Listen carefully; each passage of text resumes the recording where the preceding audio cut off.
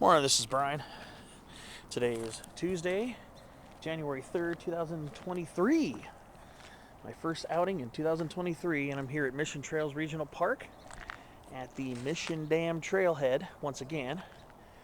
Today, I am planning on trying to finally get up to North Fortuna Mountain at 1,291 feet. And I'm going to start here at the Mission Dam Trailhead. I'm going to go by the Oak Canyon Trail, so anybody watching this might see some familiarity. So, welcome to a new year of hiking adventures here in Southern California.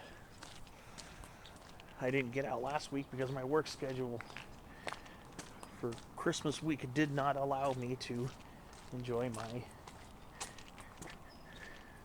adventures. So I'm out here now starting the new year. So what I'm going to do is I'm going to look for the Oak Canyon Trail and start heading over that way. So I'll see you along the way.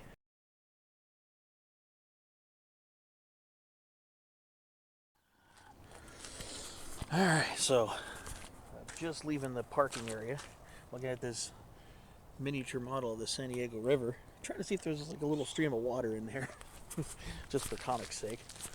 But we're gonna walk through the end of the parking area.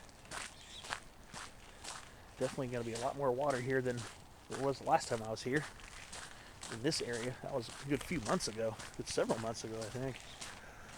So yeah, it's definitely gonna be good hiking temperatures today. Probably only gonna get up into the 50s, maybe upper 50s. It's in the low 50s right now, so it's nice and cool out. So what I'm gonna do is get to the Oak Canyon Trail, and some of that footage is probably gonna look familiar because I've been on the Oak Canyon Trail a couple times, at least very small portions of it. What I'm going to be doing is using the Oak Canyon Trail as a way to get towards the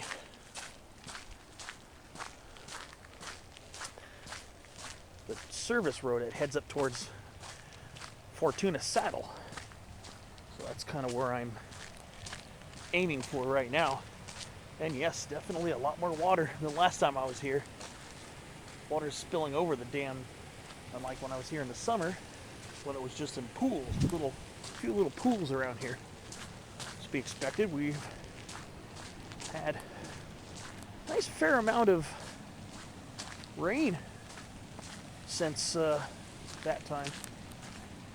Well, that's where we're going. Oak Canyon, Fortuna Mountain, and Grasslands Trail. We're going to follow that direction.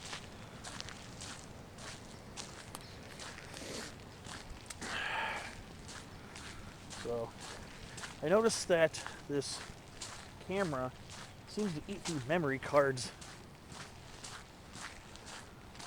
pretty fast, so I think what I'm going to do is try to do more of a combination of filming and photography for my video so I don't run out of memory so quickly. I am packing 5 memory cards. And I'm hoping I can keep this less than 2 hours long. I know I've heard a response or two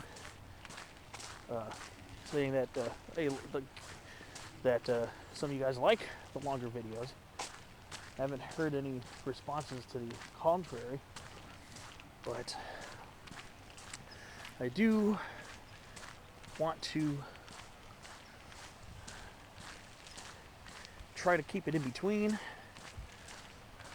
Some adventures are going to be longer videos and some will be shorter videos. I don't know exactly how much filming I'll be doing today. I can imagine with the fresh air and the greening up of everything, I'm pretty sure there's going to be quite a bit of video to go along with this one, so bear with me if that's the case. But I also want to preserve some memory. But I'm also packing a poncho because there are chances of rain today. Actually, looking at the extended outlook, for the next 3 Tuesdays, including today.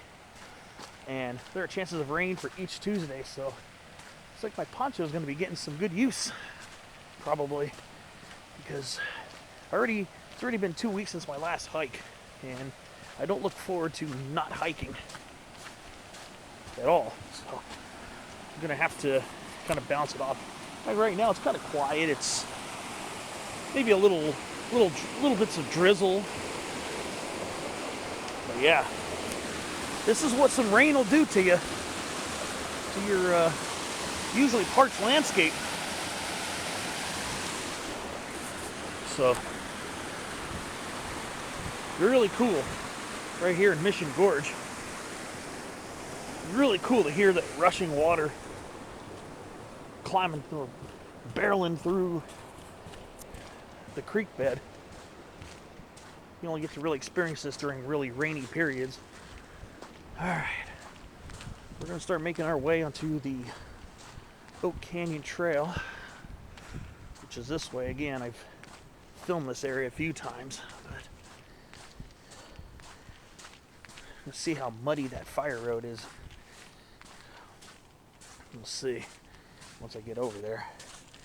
Well, I'm going to keep ambling on, and I will see you up the way.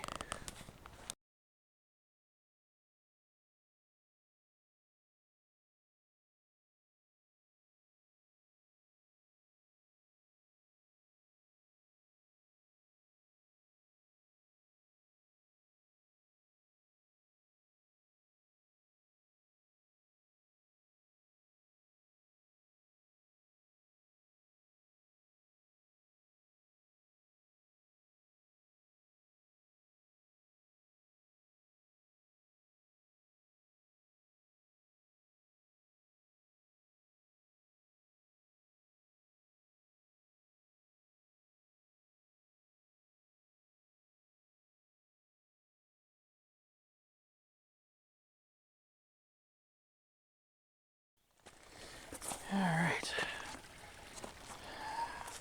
So, kind of working around this little spot here. Get up towards the trail. It's pretty muddy out here, which is to be expected. Kind of have to expect it today, especially after the copious rainfall we've gotten in the area. So just watch out for slippery terrain, especially slippery rocks.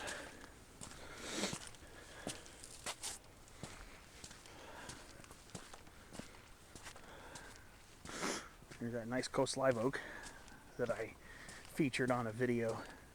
I think the first time I was here, or one of the earlier times I was here during the summer. Nice stately coast live oak here. Quercus agrifolia, variety agrifolia.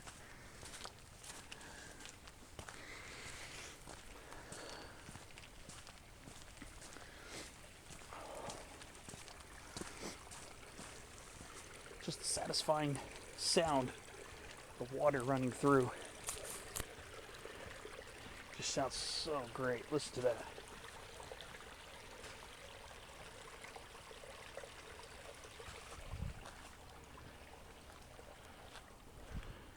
Yeah, it's a very nice sound, especially in a relatively arid or semi-arid climate.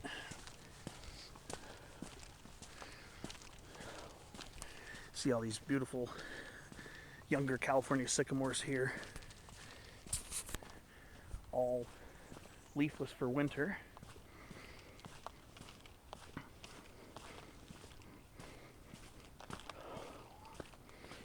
There are a lot of mud puddles along this route, so we gotta really be careful.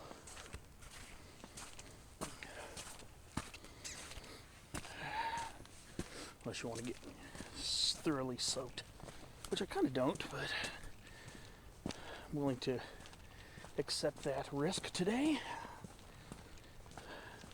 just because I want to get out and do something. Felt cooped up the last couple weeks, and it was really difficult for me.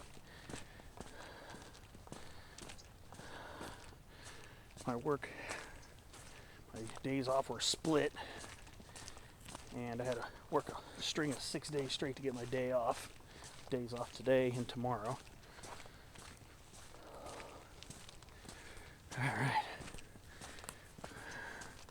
So somebody attached the sign for the Fortunas here. So I'm going to branch off the Oak Canyon and hit the grasslands. So hopefully this will be the one that leads me to the dirt road leading me up to Fortuna Saddle. Not that far from the 52. You can see it right over there. When you're driving the 52, you get a really satisfying view of North Fortuna Mountain, which literally hangs out just above the freeway. First, before I continue this route here, there's a nice huge laurel sumac I want to take a look at. Nice beautiful specimen here. This is one of the largest ones I've seen thus far in my relatively limited experience here at Mission Trails. Ooh, it's muddy over here. Here's a big, beautiful laurel sumac right here.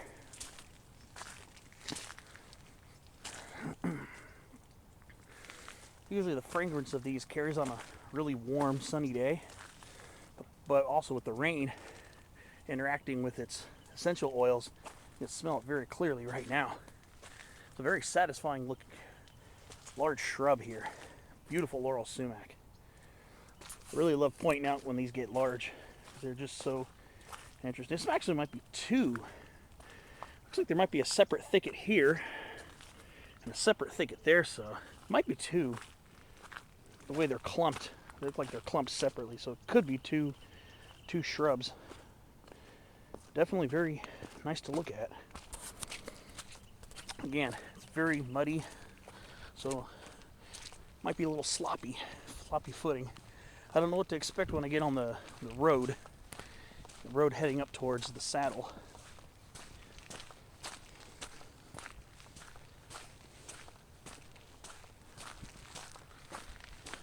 I'm trying not to take the loop that parallels the freeway. I'm not trying to take the loop. I'm actually trying to make this more of an out and back hike, because I really don't want to go up and over all the craziness. But we'll see if this leads me there, because I kind of just want to go directly to the saddle. Let's see here. Some more signage coming up.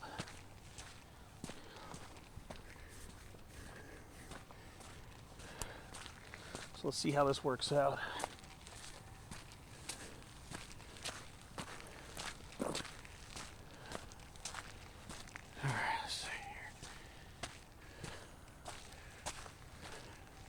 See, I'm not trying to go to the perimeter trail. So this goes to the perimeter trail. That's the one I'm not trying to take today, because you got to go around and you got to parallel the 52.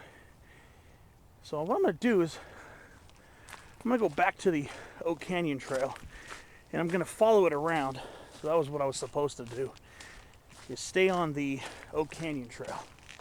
I'm going to go back to that, because the Oak Canyon Trail, I believe, is where I'm going to get to the saddle. That's going to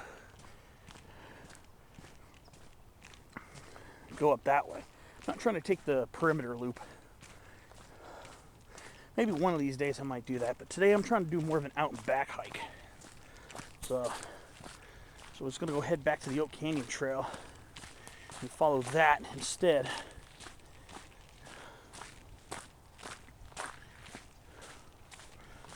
So when we get back to the junction, because I mean you can get to the Fortunas this way. It's just the loop. I don't feel like going up and down over those really steep road portions today, especially because it's muddy out. I don't feel like coming out looking like Swamp Thing. Alright, well, when I get back to the Oak Canyon Junction, I'm just going to book a right. So I'll see you on the way.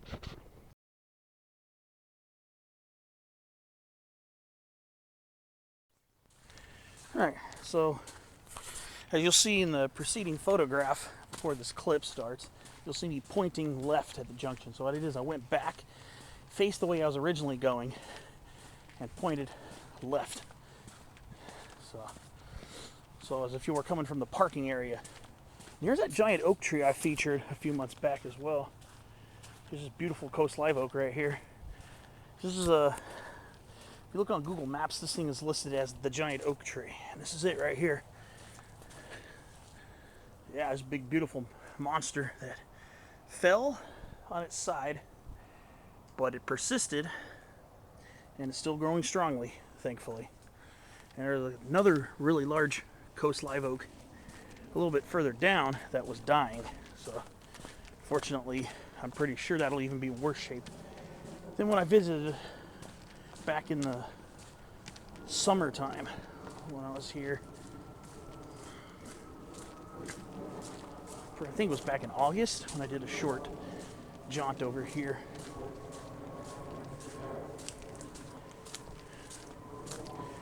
So we're going to come up to that fairly soon. And true, these things look like they're dead most of the year, but once the rains come, these California sagebrushes here are live. They're livened up completely. So once they're fully leafed out, well, they're actually still leafing out right now, but once they're fully leafed out, and even now, the fragrance is going to be incredible.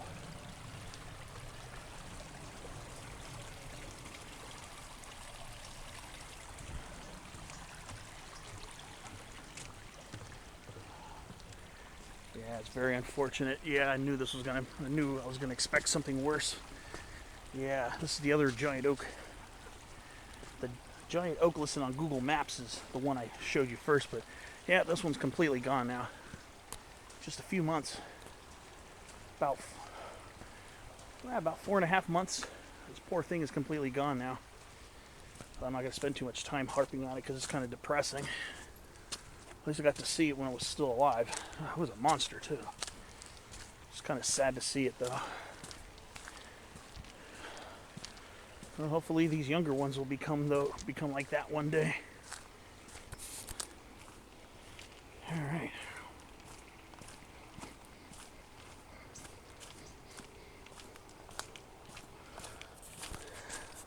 So again, we are on the Oak Canyon Trail,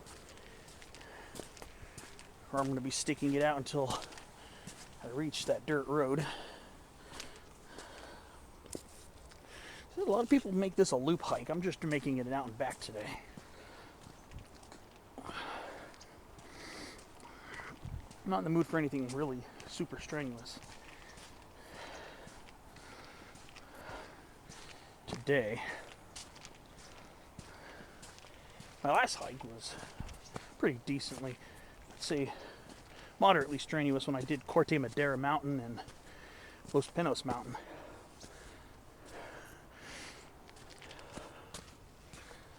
But today I'm not planning on leveling up that high. Alright, I'll see you up the way.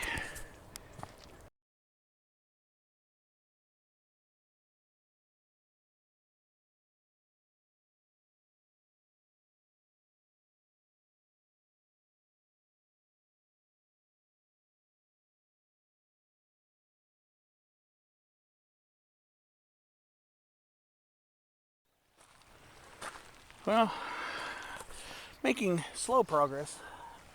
Very rocky along that portion of the trail. So you just gotta kind of watch your steps. So you're not gonna want to go gonzo mode unless you're one of those super runner athletic types. And even then, especially now because it's muddy. So now I'm starting to head uphill through the coastal sage scrub over here. Some beautiful up canyon views here, that's for sure.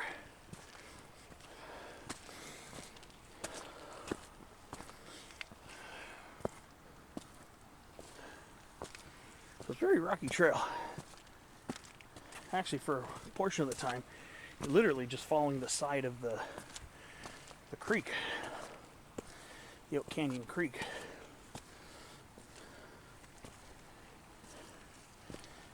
So let's see here. Our trail's going to continue over here. It's beautiful out here, I'll tell you that.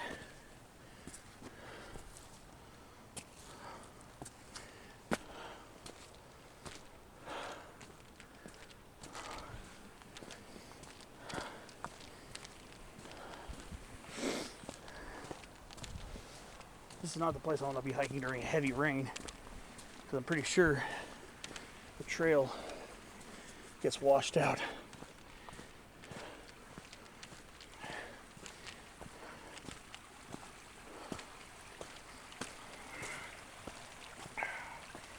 So this is going to be the second footbridge I've crossed in the last few minutes. Because for the most part, I was on this side of the creek, and now I'm going to be back on it.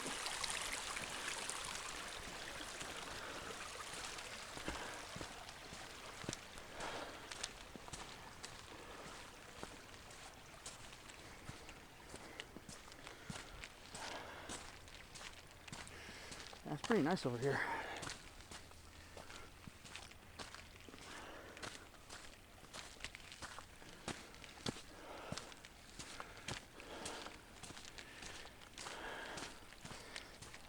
So let's see. I do have to keep an eye out for the service road that's supposed to cut through, heading up towards Fortuna Saddle.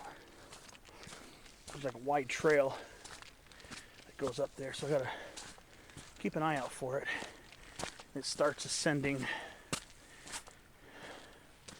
up from the east, I believe, kind of from the east-ish.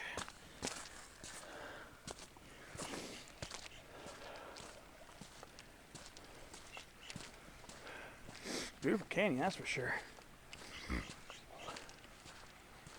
But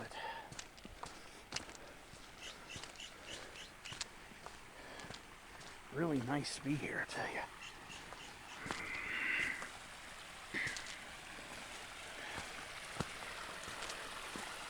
Now along the rocky portion, a little further back, you're gonna definitely want to be mindful. There is some poison oak on the side of the trail.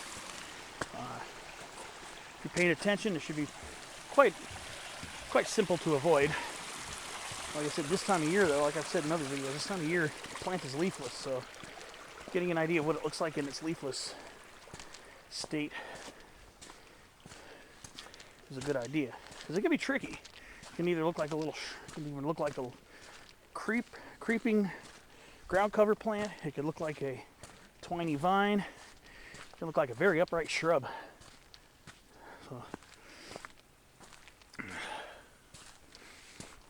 So my best bet is to look for it during the spring and summer months. See what it looks like.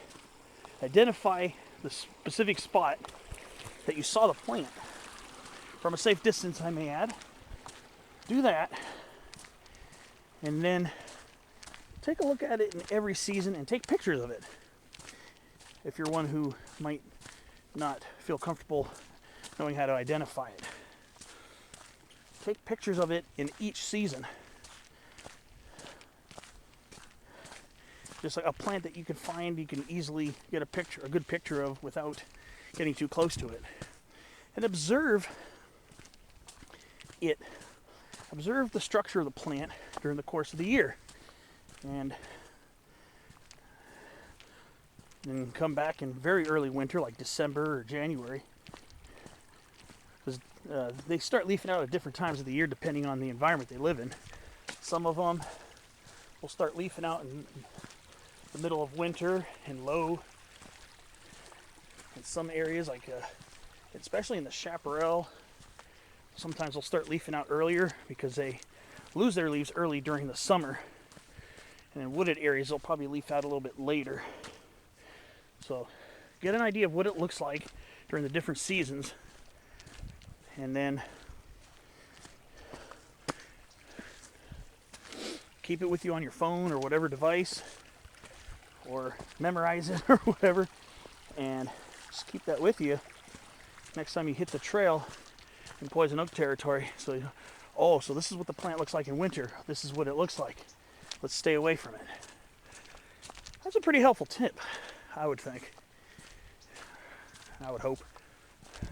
So we're coming up to the junction here. So this is where the work's really going to start kicking in. So we're at the Fortuna Saddle Trail. This is the wider trail. I guess it might have been an old service road. So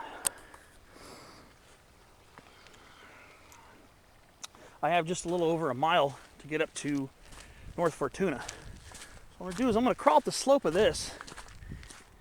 South Fortuna will be to the left. North Fortuna will be to the right. Right here is where I leave the Oak Canyon Trail. Start my way up Fortuna Saddle.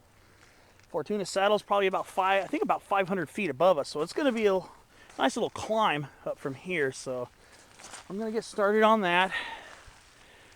And there's the 52, the bridge of the 52, and some beautiful sycamores here. And I'll catch you up on the way.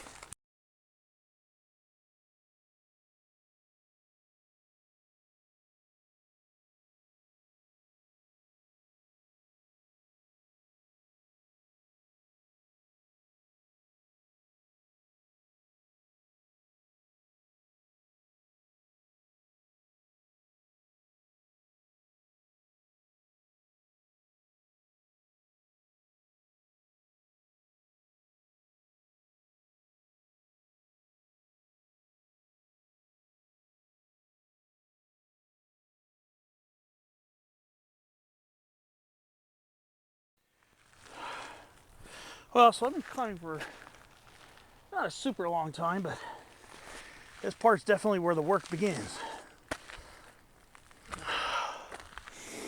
I'll tell you one thing, this little ravine going up here sure is spectacular. I love going up canyons like this. These narrow finger canyons, they are just so beautiful. Despite the nice cool temperatures and the mist, little bits of drizzle, this is definitely making me sweat. Again, it's only probably about like 53, maybe 54 degrees right now. So it's nice and cool, but ooh, and there's a breeze that just kicked in. That was what was missing. You will work up a sweat. So I'm here right by these beautiful San Diego mountain mahoganies right here. Cercocarpus minutiflorus. A couple of nice specimens. There are several specimens here in Mission Trails. So this is something cool botanically to keep an eye out for when you're hiking. It's closely related to a much more common Cercocarpus species called birchleaf mountain mahogany, or birchleaf Cercocarpus, which here in the mainland Southern California is Cercocarpus betuloides retibetuloides. Very similar looking shape, stature, leaves, but the top sides of the leaves are pretty much hairless on minutiflorus, which is this one, and that one, of course. And then birchleaf Cercocarpus tends to have a little more fuzziness on the leaves, but they are very, very similar species that even I've had trouble occasionally telling apart. They are very similar. Of course, here we are, climbing up with the scrub oaks again. Beautiful scrub oaks up here. I'm not sure if we're out of the range for Dumosa yet. So these could potentially be Berbertifolia or even Acutidens. We are definitely getting a nice little workout. There's a little notch up there. I don't know if that's the top. It looks like it might be. If that's so, then this part's gone by pretty quickly thus far. It's a nice little pull. This is where you start getting a little bit more of a cardio workout. When you're walking along the Oak Canyon Trail, especially in the rocky portion, it's more of a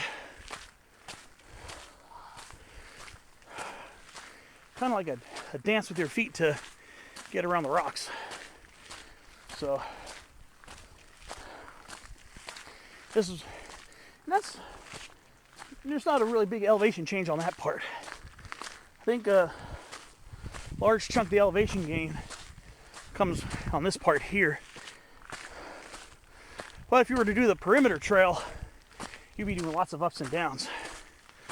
But today, just wasn't really thinking much about that, and didn't really want to parallel the 52 too much.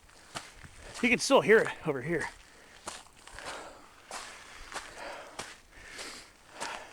But I imagine with some of that extremely steep terrain over there, might be quite slippery. This here isn't extremely muddy. It's not extremely muddy here. Little squishy in spots, but you'll see all these big puddles of water in the way. So yeah, you'll see this trail when you get close to those power lines. The power lines are actually on this side of the ravine. But yeah, this is quite a pretty stretch. You can use the beautiful rock formations and coastal sage scrub and some chaparral vegetation to kind of get your mind off of the steep uphill portion here. It's about to get really steep as we get close to the power lines there. But I'll check in with you at the saddle. I'm just glad there's a breeze now. It feels really nice and cool up here. I'll see you up the way.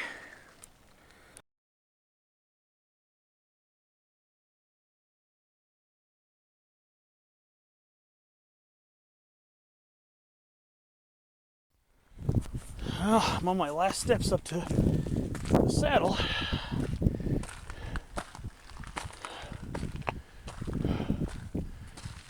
I think I'm at the saddle. At the next junction.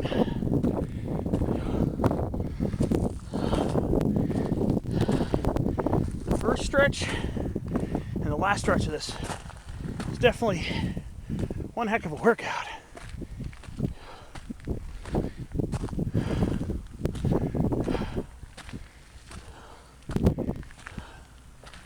There's a little, looks like a power line right away over here. So, I think this is it. This is the saddle, I believe.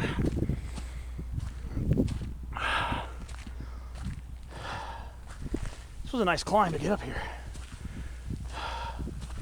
So that's heading over towards South Fortuna over there. So we're gonna be going this way. I'm gonna stop here, get a sip of water. And this was a nice little breeze kicking in right now. It feels very nice. Now we're starting to look towards the south over here. Wow, yeah. Beautiful. So north would be over roughly this way. All right, I think I'm gonna go ahead and get a sip of water and start heading up this way. See you along the way.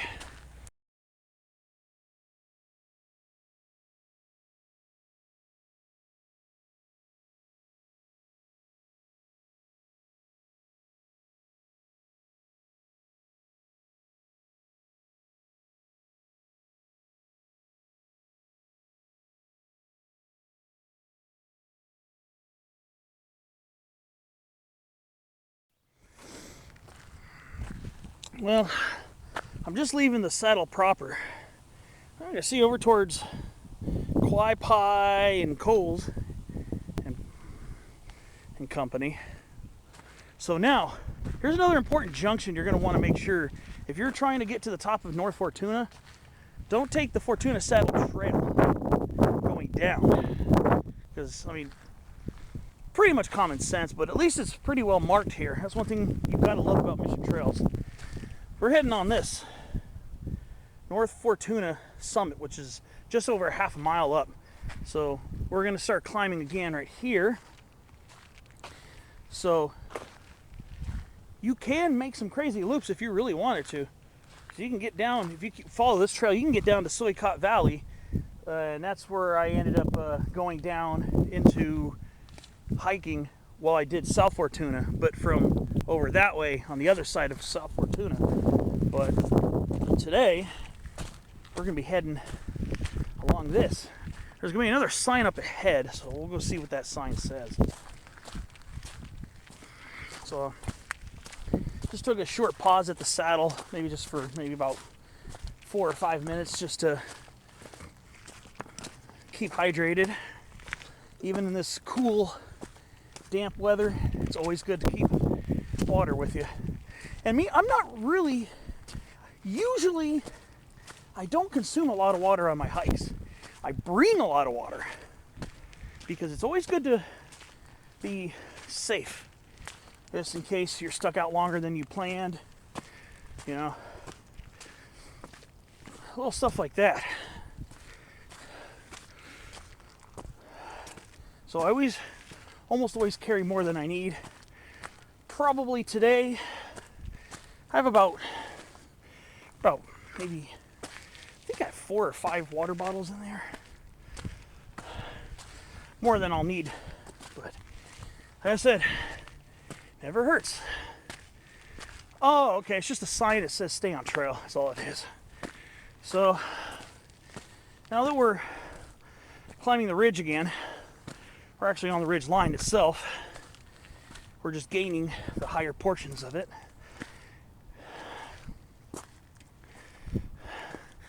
Just stay on trail. And then views are not going to be insane today due to the weather conditions up here.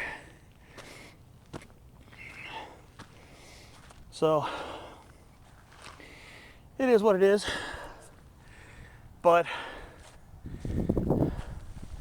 I am really just happy to be here on a nice, refreshingly cool day.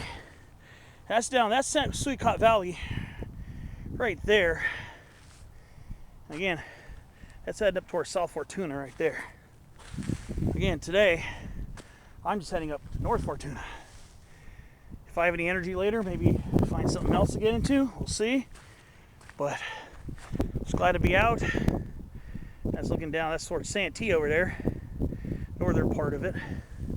I live over towards that side. So, well, we are now on the North Fortuna Trail itself. So up we go. I wonder if there's going to be another Stairmaster like there was. Well, I mean, no, there's not going to be a big Stairmaster like going up the south face of South Fortuna, but even along the ridge there were a couple little mini Stairmasters. So we'll see how this part will go. Catch you on the next segment. Just got to keep heading up.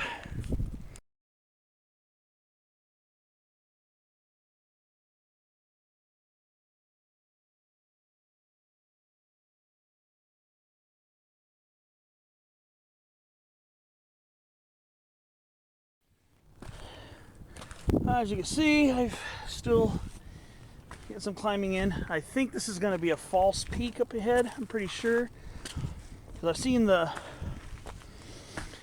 you can see, I can see the structure of North Fortuna right over the 52. So, you know, I drive past it quite often, especially when I go towards Claremont and do the coastal canyon hikes. So I pass by it quite a bit. So I kind of know the structure of the mountain. So there are a couple of bumps, I think a couple bumps on both sides that are just a little bit lower. So I think this might be one of the bumps. So now we're more in chaparral now. We were in coastal sage scrub a nice chunk of the time when we first left the saddle. We're already starting to get some sea. Nothing's blooming. It's plant's also called California lilac. We're already starting to get our first blooms of the season.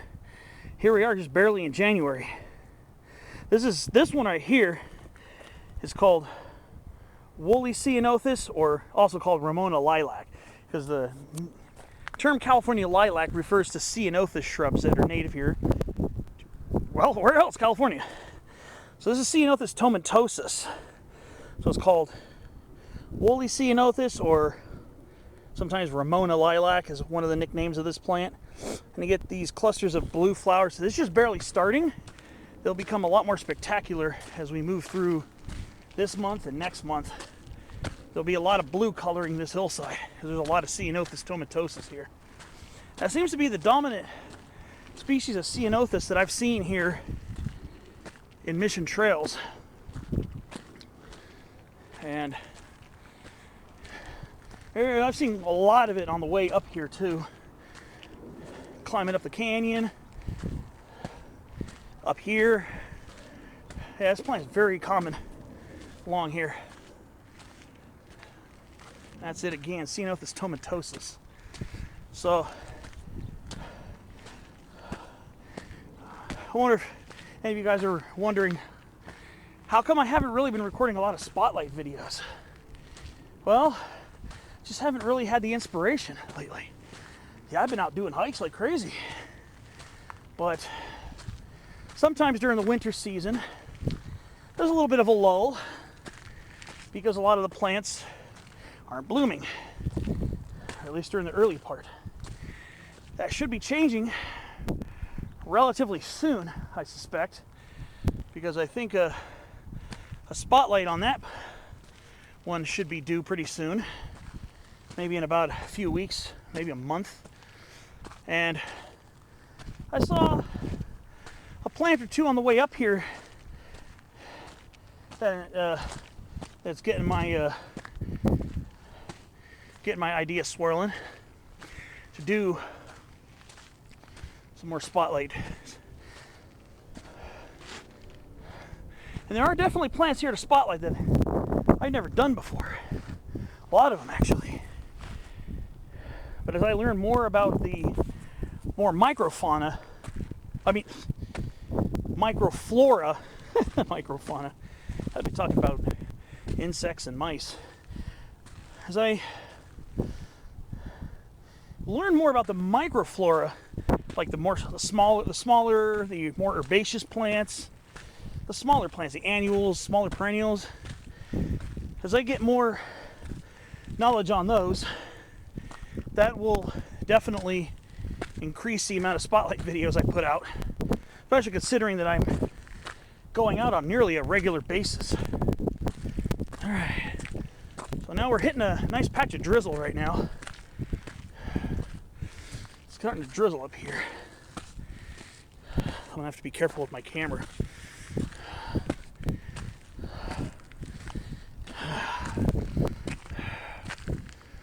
So I think we're getting near top of this small rise here, which I suspect with almost certainty will be our first fall summit of the day. I think the high point's in the middle. Like I said, I've never been up here. Passed it several times.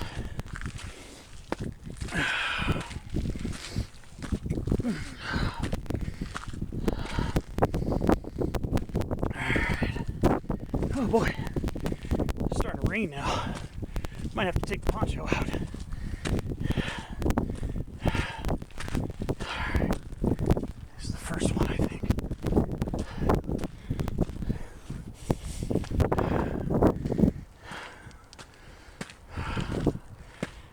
It's just drizzling, but it's definitely enough to make things a little damp.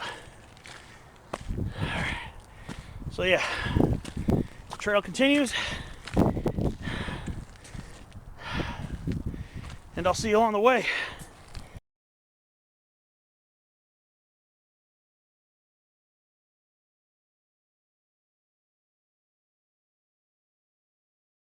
All right, so here I am at the actual fall summit right now.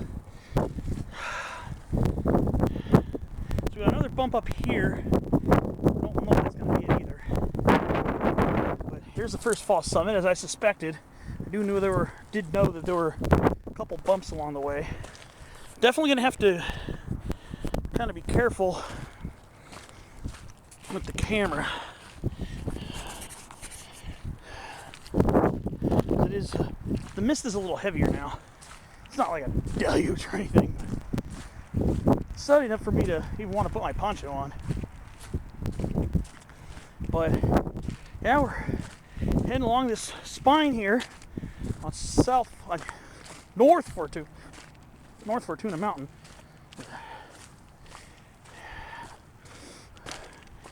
So we're actually on our first downhill in a while. So we're going to be heading up to this bump here. I suspect it probably won't be a ridiculous amount of time before I crest the summit here of North Fortuna. But I'm going to have to be careful with the camera again. Going to ask for better weather. Well, even if, like temperature-wise, or even if we're in the 40s, to me, I get warm really easily, so when it's in the 40s, I think in the 40s, when it's in the 40s, maybe even the upper 30s is when especially the 40s, when it's in the 40s is when I feel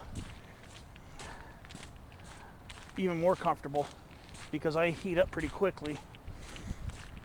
That's why you don't usually see me wear jackets. Sometimes I'll wear a rain poncho when it's pouring rain and I didn't want to miss out on a hike. And sometimes I'll wear a jacket when it's really cold.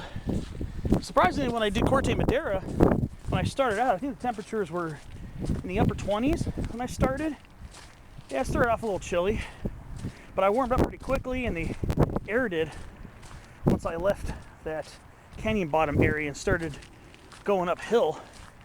Then the temperature warmed up. So now, as we approach this bump here, now we're starting to pass thick leafy herba santa, Areodictyon crassifolium, variety crassifolium. Nice little population here on the upper flanks here. We're starting to get flower buds on it too. Well, these are lower. This is a lower elevation area, so they flower earlier than they would up in the a little bit higher up in the mountains. Sometimes you'll see them flowering in May, June, up there. So let's see what's up the top of this rise here. It's back to a little minor mist right now, so it's not too bad. Let's see what's at the top of this rise here. There's the first false summit right there. Let's see if this is another false summit or not. I don't know yet. This is another first for me. No, this appears to be it. All right, well, that was pretty quick. That 0.6 mile from Fortuna Saddle went by really quick. It's actually not that difficult. It's not really that steep. Some spots where you'll huff and puff a little. But here we are. North Fortuna Mountain. 1,091 feet. Here we are. Now we're looking over towards the south right now. There's good old 52 right below us.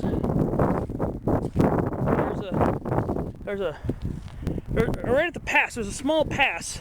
You'll see Mission Trail Summit, 8,000 feet. Right here, right above it, somewhere below Fortuna. So here it is, North Fortuna Mountain. Okay, well, this was a pretty, actually felt like a very quick ascent up here. I'm gonna go look for the high point, which will be over here. Actually, it should be over there. So I'll come back to that. I'll come back to that interpretive sign momentarily, but I want to find the actual high point of this, which is, I believe, that mound over there. So, finally made it up to North Fortuna Mountain after all this time. Yeah, ever since the month of August, I've been making plans to get up to this, get up to the peaks in this park, Mission Trails, and it's become quite a lovely thing. This will be my 4th named summit of Mission Trails. There are random peaks here that you'll find on Peak Bagger. There are some random peaks too that are unnamed. I think this is a high point over here. I think this is the highest point. But yeah, I mean, I knew eventually I would start getting peaks over here, but finally moving out here, live so close to them, live so close to these parks.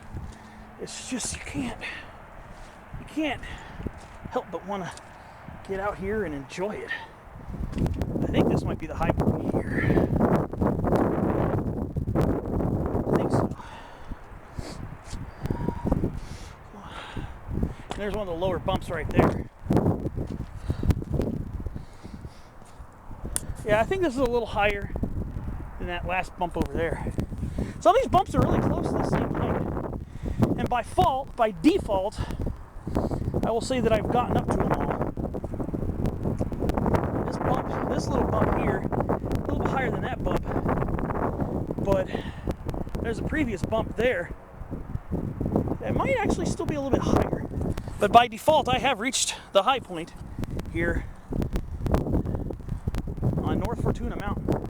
Fortuna Mountain, the whole Fortuna Mountain, which includes North Fortuna and South Fortuna, I believe on old maps used to be called Long Mountain. I forget where I read that, but I think it used to be called Long Mountain way back in the days. I think that might have been a name for it on old maps way back. But yeah, see down there, that's getting down towards the Fortuna Perimeter Trail, which I really wasn't in the mood to go up and over all the trails paralleling the freeway, so I figured I'd make it out and back. Maybe what I'll do is for some extra, I'll just go over to that bump over there and see what's good. So I'll go head over there really quickly. Then when I come back, I'll revisit the summit plaque and read all the interpretive signs and stuff.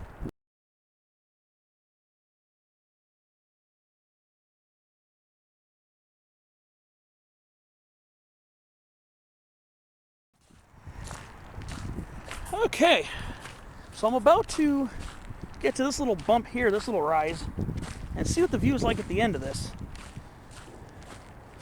Just wondering how vertiginous the view is going to be. That was why I wanted to take advantage of going to all the little bumps along the upper portion of this, just so I can really see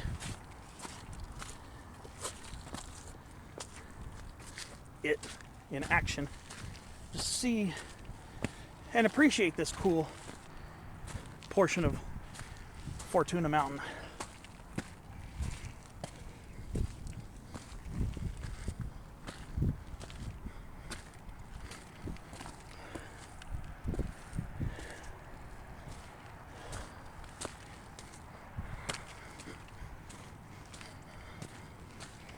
Let's see. Just wonder how cool the view will be up here.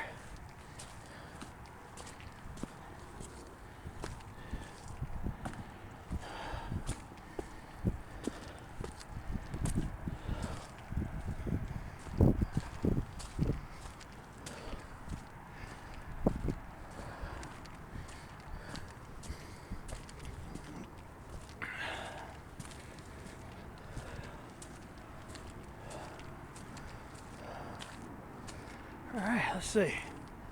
Let's get up here. Nice little rock platform. Yeah. Here we are, right over the 52.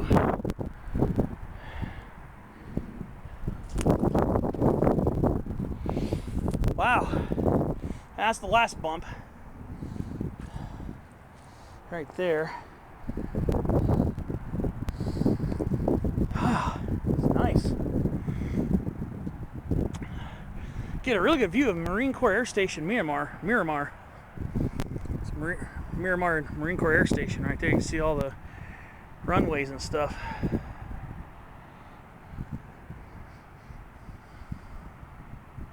And I can see Interstate 15 next to it. And this is down towards San Diego proper. This is pretty close to where San Diego and Santee border each other. I think that's the high point of the pass. I think that's Mission Trail Summit right there. I think it's 821 feet. I always see the sign when I cross over it. But you can see where it rises and it starts falling downhill. So that right there is Mission Trail Summit on California 52. So, yeah, that was really cool. This was definitely in the back of my mind when I was planning what I was going to want to do today. I didn't know if I wanted to, try to drive up into the mountains, especially, with the snow situation. And I didn't really want to have to deal with that. I was almost, again, considering San Isidro Mountain by Anza Borrego and Ranchita. But, again,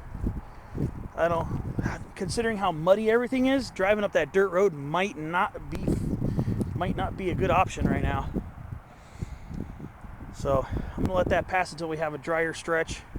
Hopefully the whatever drier stretches we get won't be months long like it is normally during the summer. So we'll see how that goes. So this is a cool little knob here at the north end of Long Mountain before we start dropping down. Yep, I just called it Long Mountain. So like I said, the old name for this area is called Long Mountain apparently back in the day. So yeah, so this part of San Diego here is Terra Santa. There are many different ways to get into this park, and a lot of them are in the Terra Santa neighborhood, one of which is on Claremont Mesa Boulevard. Colina Dorada.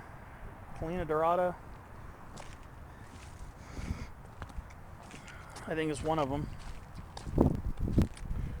So let's see, here's the back, here's the upper portion of this bump right here. So I can just smell black sage right now. Wet black sage leaves mean incredible scents. We got some black sage over there behind the rock, and we still got some older flowers, senescing flowers, which means aging.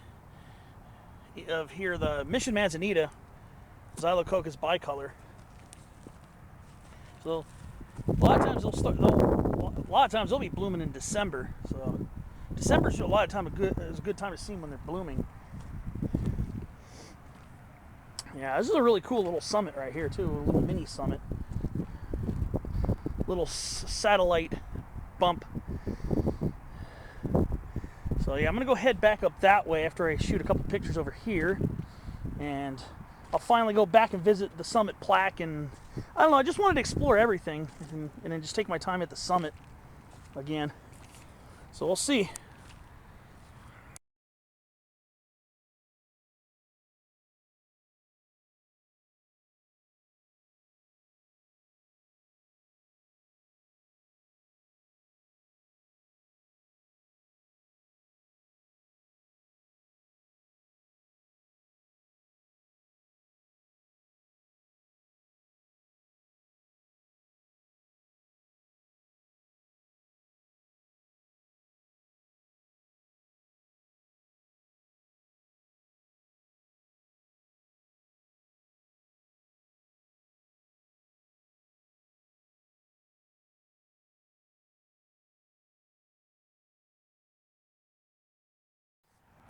All right, so I'm back on the second bump again, or this bump here.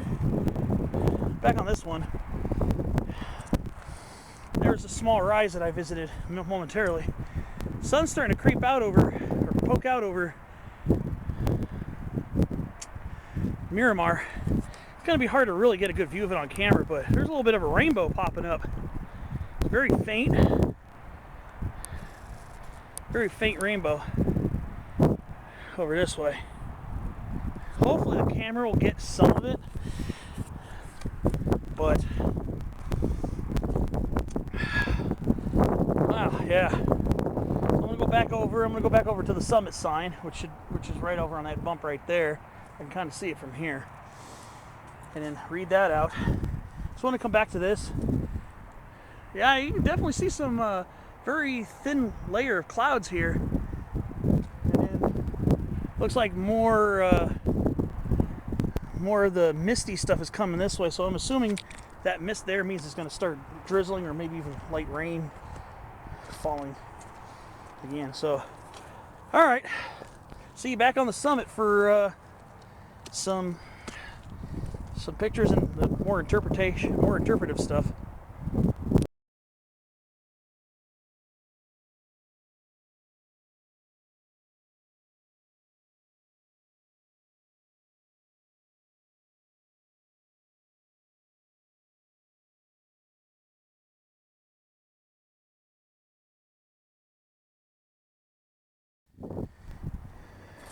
Before I head down, I found a nice, interesting botanical curiosity, and it's something I'm not 100% sure, but there's a species of wood sorrel, or oxalis, up here, and I'm contemplating whether it's the native one or the non-native one you usually see in your garden. I suspect this is the native one here.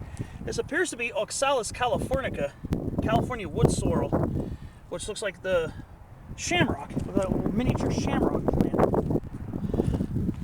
with the 3 leaflets that are heart-shaped, 3 heart-shaped leaflets. I believe this is the native one here.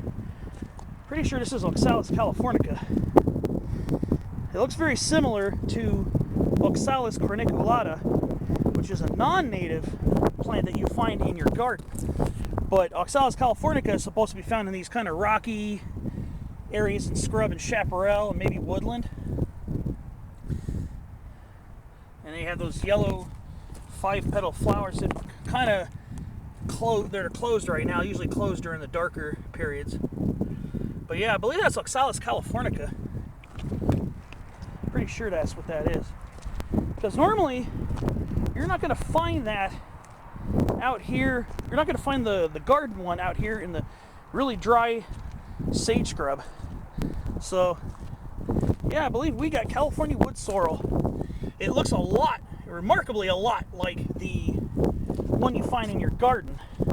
Especially if you keep your garden watered.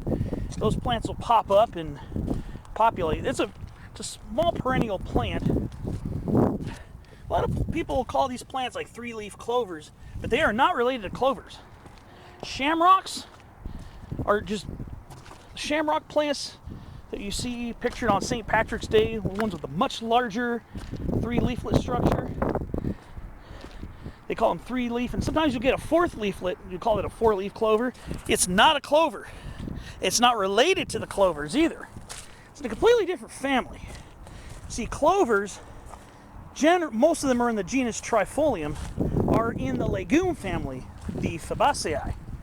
However, the oxalis plant is in its own family, the Oxalidaceae, the wood sorrel family, the shamrock family, the oxalis family. So that appeared to be Oxalis californica. And I think that's the first time that I've really noticed it.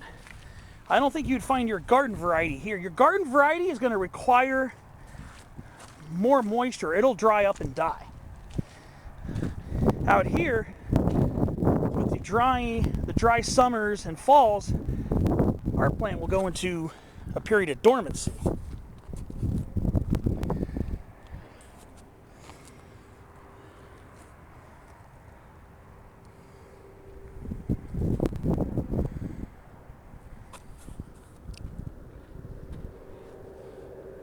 So, usually during the summer, it's just too dry out here. Your garden oxalis will not do well. That's the only hiker I've seen all day. That's the only hiker I've seen the entire time I've been up here. But yeah, so a lot of times around these rocks, especially underneath the sage scrub and chaparral shrubs and maybe some smaller woodland trees is where you're likely to find it. So right on that bump, that sub-summit bump, is where it is. All right.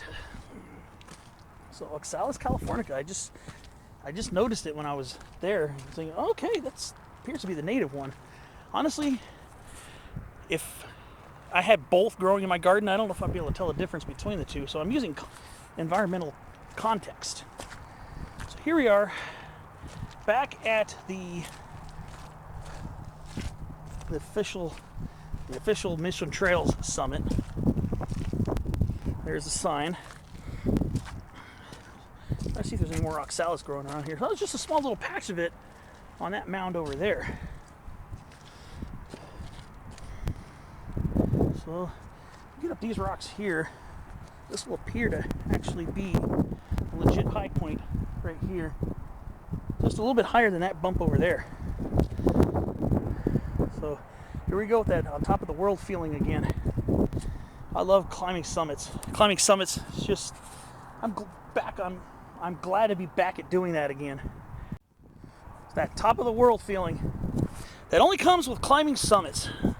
So I'm starting to feel the passion for that really bursting out again.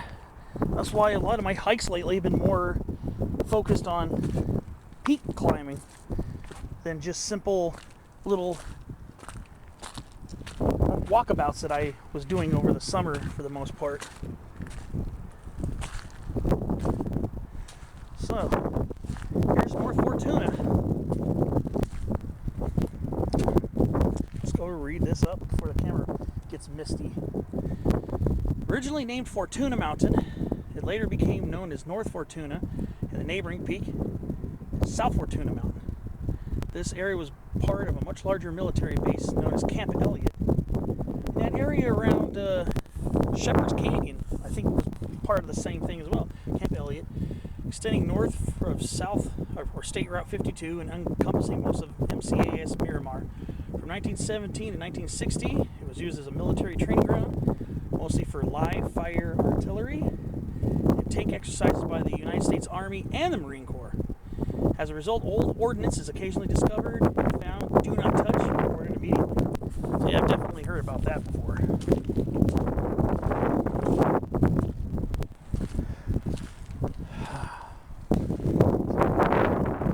Got a really cool ridgeline. Yeah, so up until the middle of this clip, I already ran through a memory card just on the shorter amount of video that I've filmed today.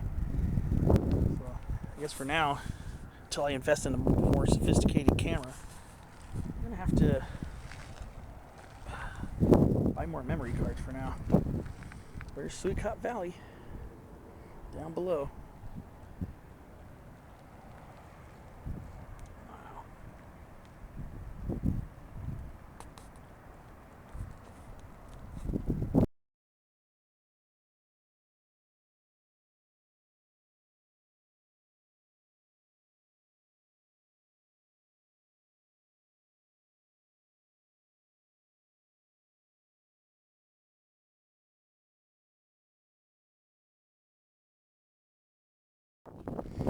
Alright, sorry about the water drops on the camera. I'm leaving this area. Yeah, see, that hill's almost equal height. That bump right there. Yeah, I just had to make sure I relish my time. I wanted to make sure I just enjoyed being here. There was some prickly pear. I haven't really seen much cactus. Some cholla down at the base. But yeah, there's a little coast prickly pear growing here too. A couple little pieces of it. So yeah, I noticed it didn't mention anything about being named Long Mountain on old maps. But yeah, I guess this is also part of Camp Elliott.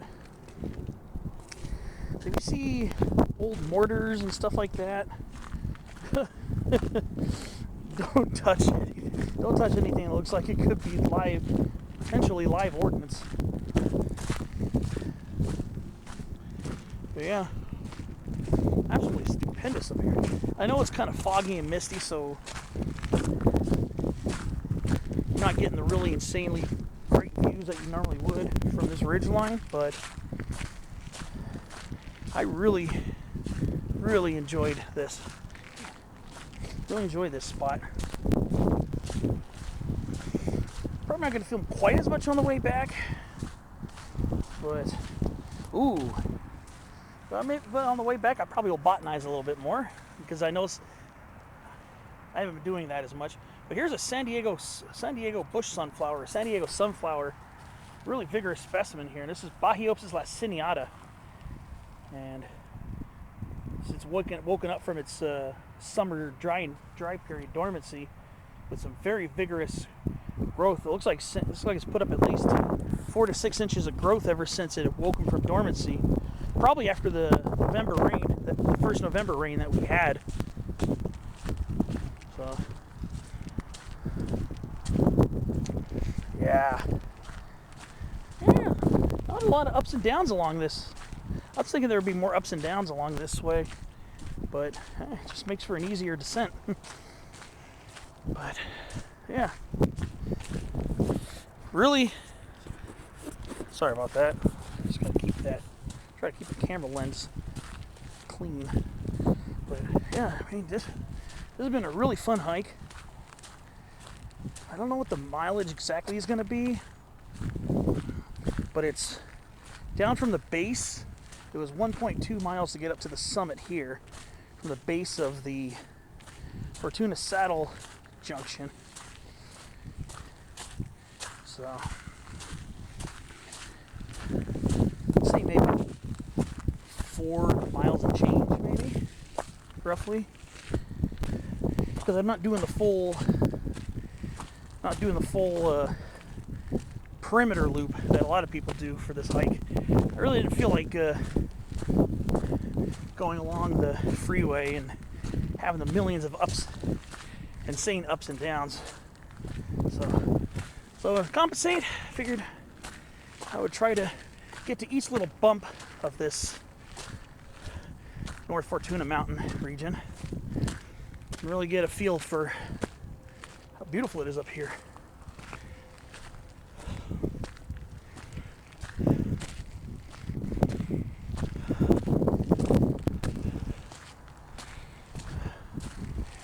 Here's the other bump right here. So these are pretty close in elevation, pretty close. That's why I felt that visiting all these bumps kind of gives you a sense of officiality, if that's even a word. Here's the other bump.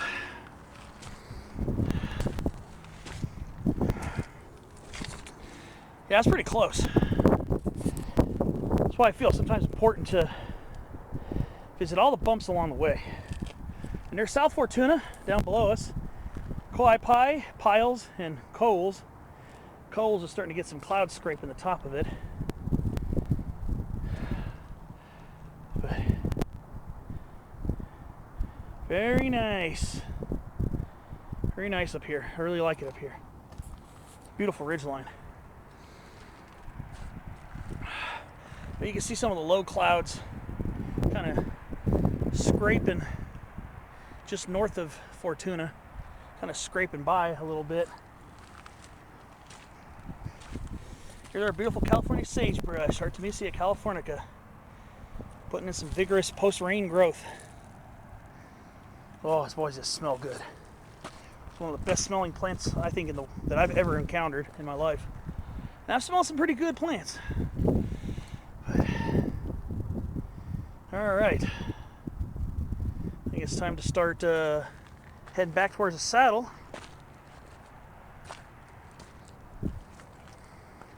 All right, I'll see you on the way down.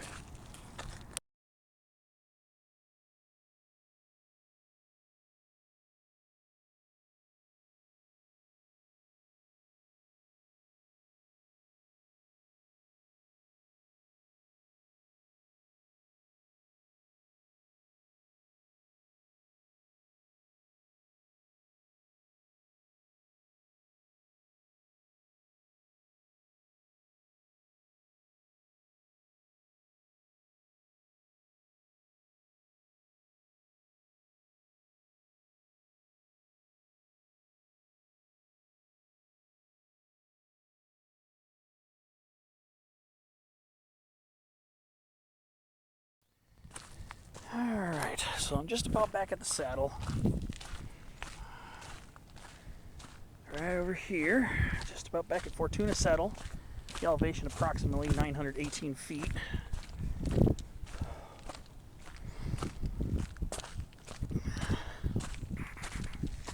Let's see.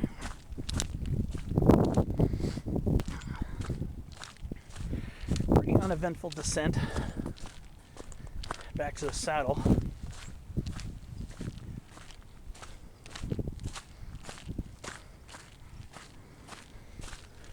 I actually saw a few other hikers just moments ago. Probably trying to get up to North Fortuna as well.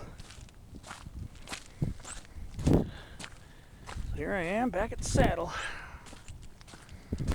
Let's go over to where all the junctions are.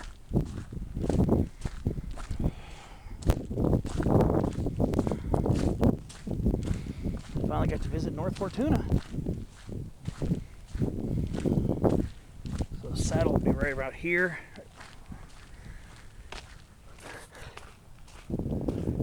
Nice little kicking spot right there. So naturally, just going back would mean turning left here to head down.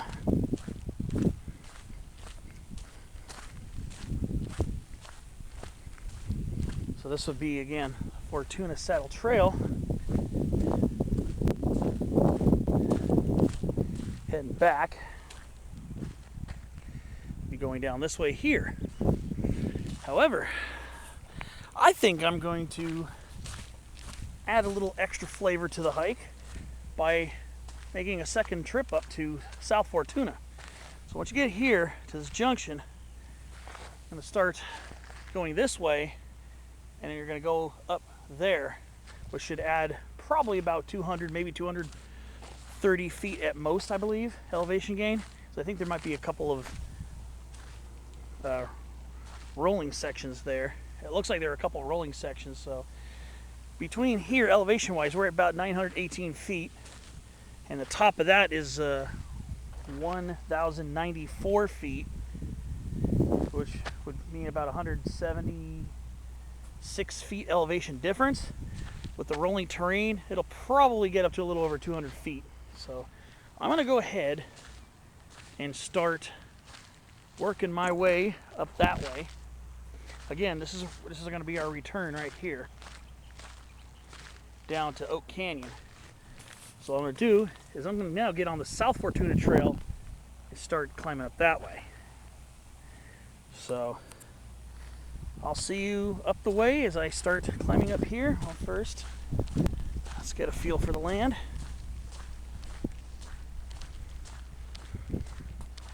So there will be, so I'm going to add up a little more mileage and elevation gain, which will make this even more of an interesting hike.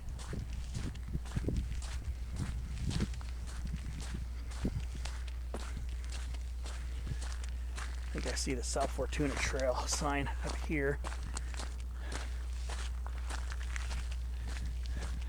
I think this might lead down there too. I'm not sure. No, maybe not. Looks like it ends over there. So we're gonna go up this way.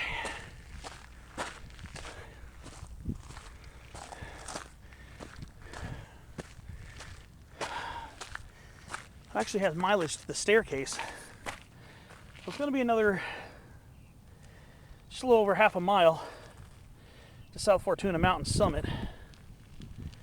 So that was the major climb up there to the false summit of North Fortuna. So now we're going to go head along this probably gentler terrain. I'm pretty sure there'll be a few steep spots up to South Fortuna. So I'll see you on the way.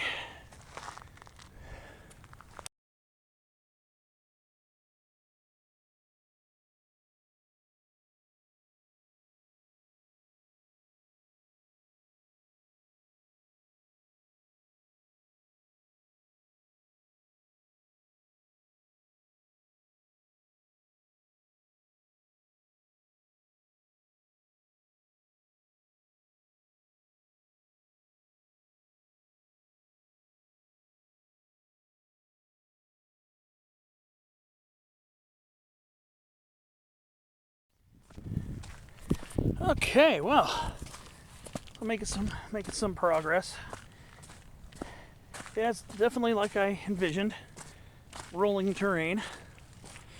Some ups, some downs. Went up over a small rise, went down a dip, up over a small rise. Now I'm about ready to bottom a dip here, and then go up the next rise.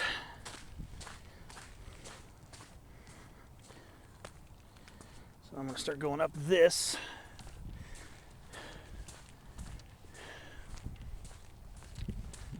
Very nice. I'm glad I decided last minute. Well, actually, when I was heading downhill and I was leaving North Fortuna, it was already in the back of my mind that I wanted to climb up South Fortuna again. Figured, you know what? I figured I'd just go for it. So here I go, climbing up South Fortuna.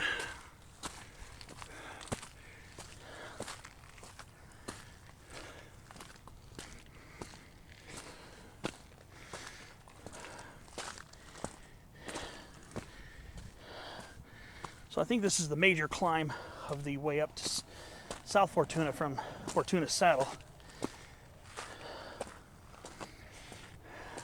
I think this is probably where the brunt of the elevation gain will occur.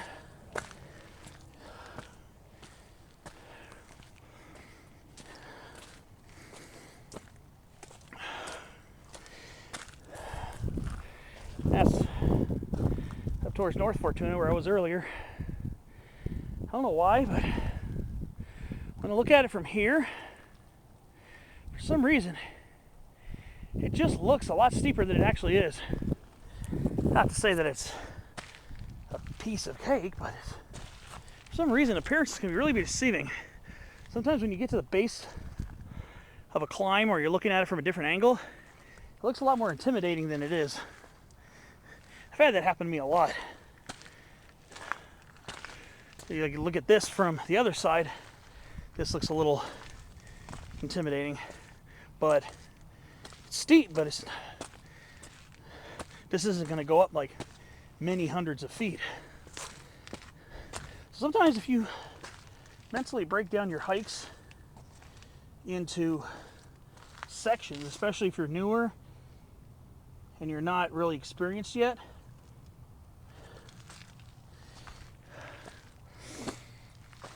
sometimes just break them down.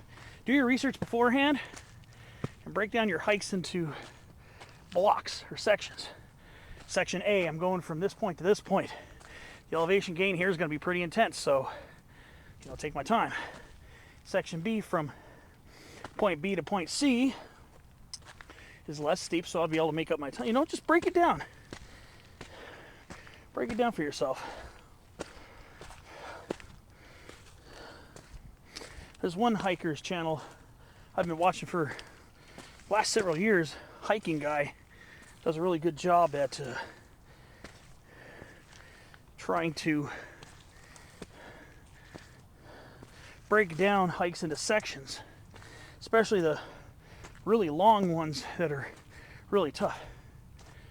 And he says breaking them down into sections, you can get through each section, get your focus, don't worry about too much of what's ahead, get through the section you're getting through, take your breaks when you need them, and just go up that way, which is really good advice. He's got a channel on YouTube and a website, hiking guy. His name's Chris, and he's been putting out hiking guides for many years, and I've used a lot of his guides' research for stuff I want to do, and it's a very invaluable resource, so definitely worth checking out, especially if you're into hiking. Now, another note, this section right here, this little lighter color section is very muddy, so if you're doing this after rains, watch out. It's very muddy.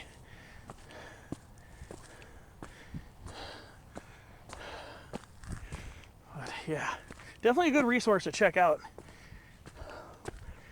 He He has videos about the general logistics of the hike, and then his website has the more specific photograph supplemented specific logistics. All right, so we've crested this first real. Well, we're still climbing a little bit. We just got up that little steep part there. So now we're going back up a little bit here.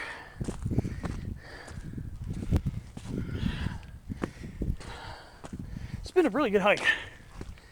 Really good. It's a good workout, but if you're getting into better hiking shape, despite a few steep spots, this is pretty good. It's not that bad. If you're going along the perimeter trail, that might be a different story. There are a lot of ups and downs.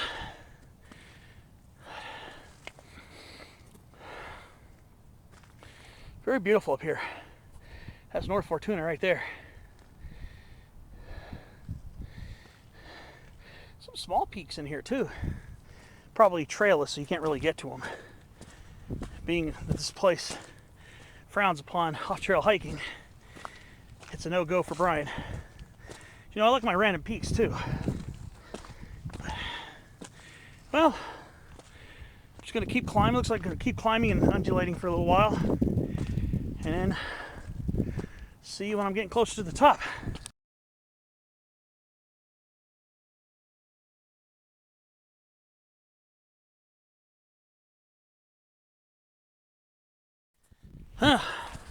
Getting close to a sign.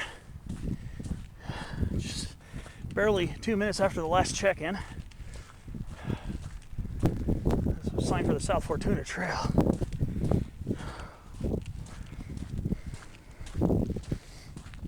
Let's see.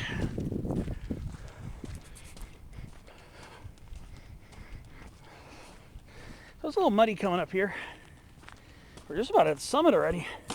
I sure did not feel like 0.6 miles, to be honest. That went by really fast. So here we are already. Wow.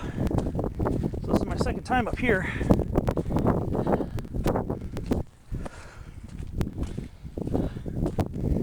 Oh, here I am on the other Fortuna, South Fortuna Mountain, 1,094 feet.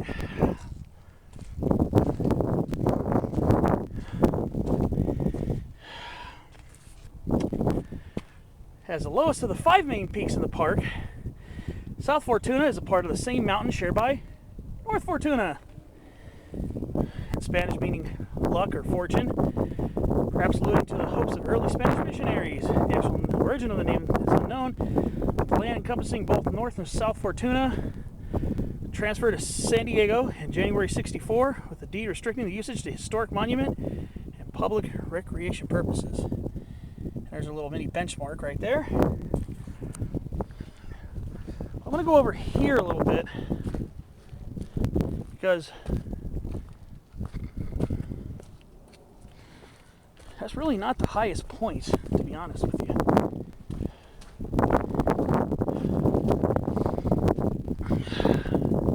The highest point is actually over here. Somewhere. I'm just going to follow this little use trail.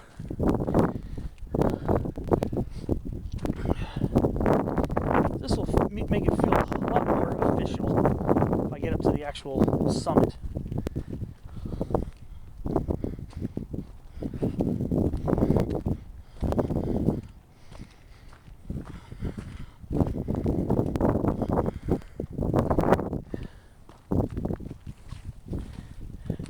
Alright, now we're here, and my camera's getting all misty. So yeah, South Fortuna Mountain, 1,094 feet.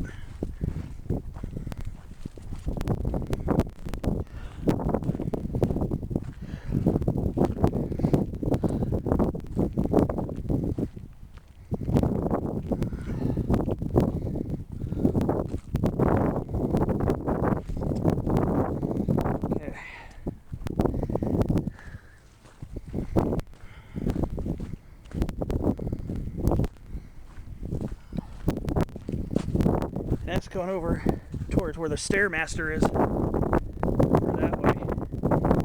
And then Mission Gorge is just down there.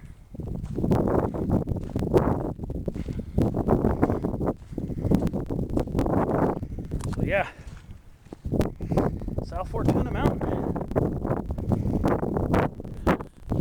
Second peak of the day, and it's going to be the best. Just going to head back to the saddle and start heading down. Probably won't be filming as much this time. I was thinking when I was at the top of North Fortuna, I was thinking I'm not going to film that much, maybe just on little bits on the way down, but then I decided to come up here, and I'm glad I did. Forgive the wiping there. So, second summit of the day, South Fortuna Mountain. Well, I'm going to take a couple pictures up here, and then I'm going to start heading on the way back, so I'll see you down the way.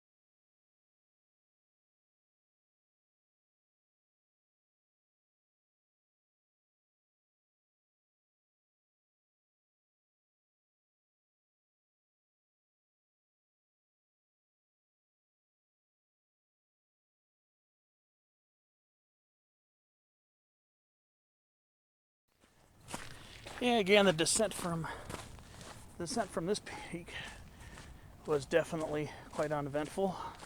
Just had to be careful in that slick spot. So if you come up here right around now or after it rains, just watch out.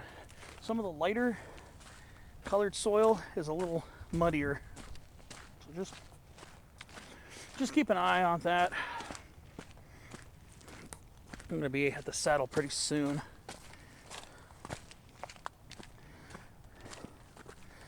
So yeah, very satisfying getting up to 2 summits here today.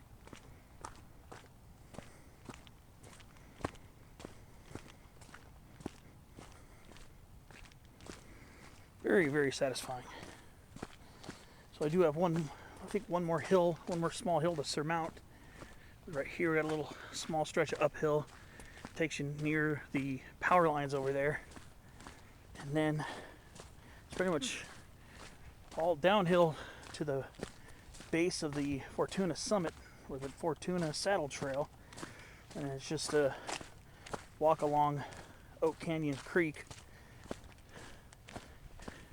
back to the Mission Dam area. This was a pretty cool hike.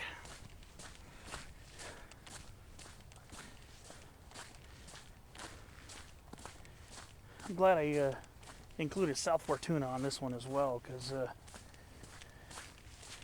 I didn't think I was done. I didn't feel like I was done and ready to head back to the car just yet. Once I started descending North Fortuna. Now we're going to go up over this hill here. It's more of that Yerba Santa. Nice little patch of it along here.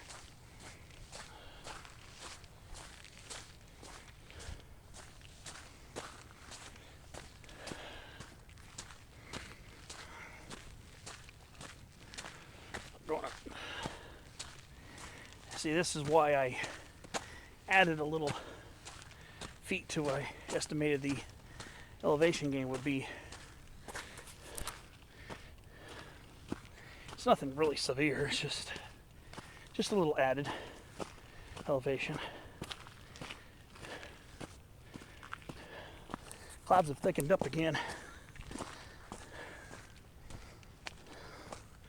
If it starts raining like heavily, I probably won't film much on the way back, so I don't ruin my camera.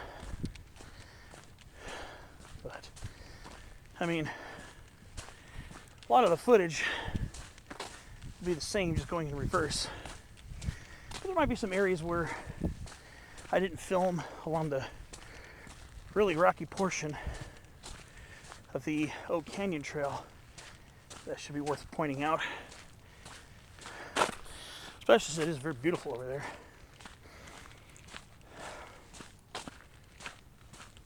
Yeah, starting to rain a little bit again.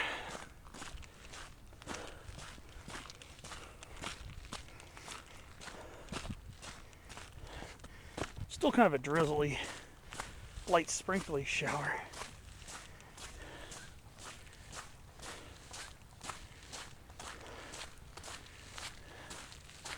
A little heavier than earlier though. So probably won't be getting a lot more video footage of this hike.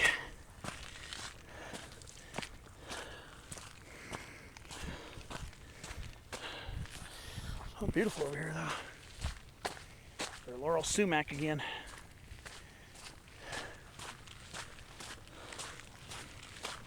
Yeah, this is a little more of a rain shower than a drizzle now.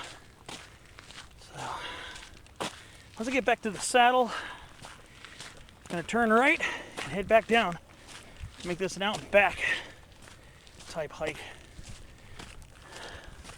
Like I said, I'm not planning on hoofing it over those other little spots today. I just don't think that's really in the cards. Alright. Yeah, it's a little more of a really light rain shower than a drizzle now, but it's not really heavy.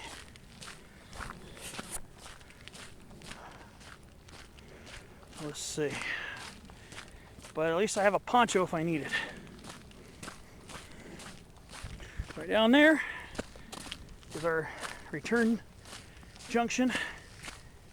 It's pretty cool to go up the other side of South Fortuna Mountain. This is the easier way, much easier way. But yeah, we're turning more of a rain shower now. So, yeah. I'm trying to point it away from where the rain's falling. Okay. Yeah, this is turning into more of a rain now than a drizzle. So, all right. I guess I'm gonna start heading downhill. Maybe if I point it this way, it won't get all over the lens. Hopefully. But it's actually raining now. It's not just misty. So here we are, turning right. Start going down this hill. It's a very steep part. So I'm gonna need to focus and watch my step, especially down these really steep portions. So I'll see. I'll probably have another couple updates on the way back down. Oh, I'm a nice chunk of the way down, finally. Kind of taking my time going down this because it's steep. But I missed this on the way up. There's a hollyleaf cherry right here. Very nice specimen. Right here, Prunus ilicifolia, subspecies ilicifolia. I missed this one on the way up. It's a nice specimen right here. Very handsome, rounded, beautiful specimen. And of course, which is very common here in San Diego County, especially the coastal side of the foothills and to the ocean itself, lemonade sumac, lemonade berry, lucitegrifolia. But you're a beautiful, beautiful hollyleaf cherry that I somehow missed on the way up. Very interesting. Very beautiful specimen. So sometimes, even on the way back, sometimes you find stuff you missed on the way up. Yeah, it's been on and off between a little drizzle, light shower, then almost nothing. And on this side of the trail here, we've got a lot of poison oak over here, so I'll be careful on this side. Definitely some patches of it along here. And of course, lots of trailside laurel sumacs with their beautiful olive green foliage. Very beautiful out here. Well, definitely a place that's worth exploring for the hiker, the exercise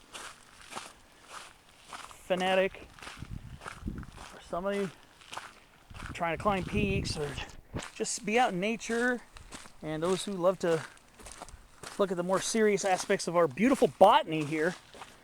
Beautiful laurel sumacs here. It's absolutely stunning. And then we've got a young fuchsia flowered gooseberry, Ribes speciosum. So come here in about a month or so, maybe a month or two, they will be blooming, and they have these fuchsia-like flowers. That's why they call them fuchsia flowered gooseberries. There's another decent hollyleaf cherry behind this lemonade sumac too. Another decent sized one. And I guess I didn't think about it, but on the way up we've got some blue elderberry. So I figured a lot of times on the way down is when I botanize more on these peak-oriented hikes. Yeah, lots of poison oak over here. You don't want to reach in there, I'll tell you that right now. Quite a bit of it. Yeah. Beautiful laurel sumacs. I tell you, this is a pretty hike. Especially if you're really into the ridge and ridgeline scenery, the canyon scenery. And look at this under this grove of laurel sumacs here. Just the architecture under here is gorgeous. It's like a little miniature forest of laurel sumac. So, and of course, I haven't seen a lot of it today, but along this you'll see some scrub oaks again. Some scrub oaks here. Getting closer to the base of Oak Canyon, I can see the sycamore trees down by where we're going to bottom out. So, just going to keep down climbing this. And it smells incredible out here. There's a lot of black sage around here. A lot of black sage. In fact, a lot of the minty green shrubs on this hill, I would say at least 50% of them, if not more, are black sages. It's almost a pure stand of them. Forgive the camera wiping there, but I'm trying to make sure the drizzle doesn't fog it up. And I nearly ruined the camera hiking up Mount Wilson 2 years ago in the St. Gabriel Mountains. I don't want to do that again because it was drizzling, raining, foggy and misty, and dripping wet from the trees. I didn't want to do that again. So I'm kind of wary. Sometimes when I'm wary about going hiking in the rain, because I don't want to ruin my camera. Whenever I go hiking, I have to have the camera with me because I feel so compelled to just document all the awesome that comes along every hike.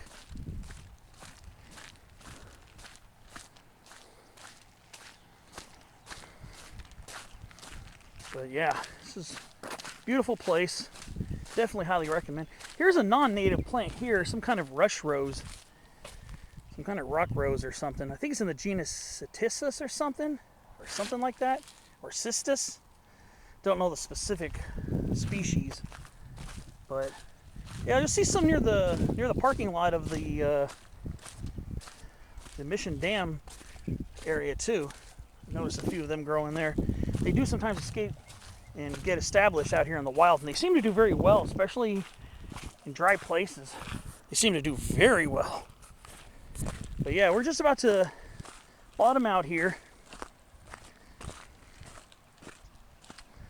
You can see the sycamore trees down at the bottom of the canyon.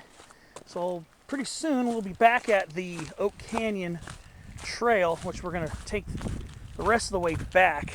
So right now we're still on the South Fortuna Trail. Here's a nice beautiful lemonade sumac right here. Here's a very beautiful specimen right here. Very nice one.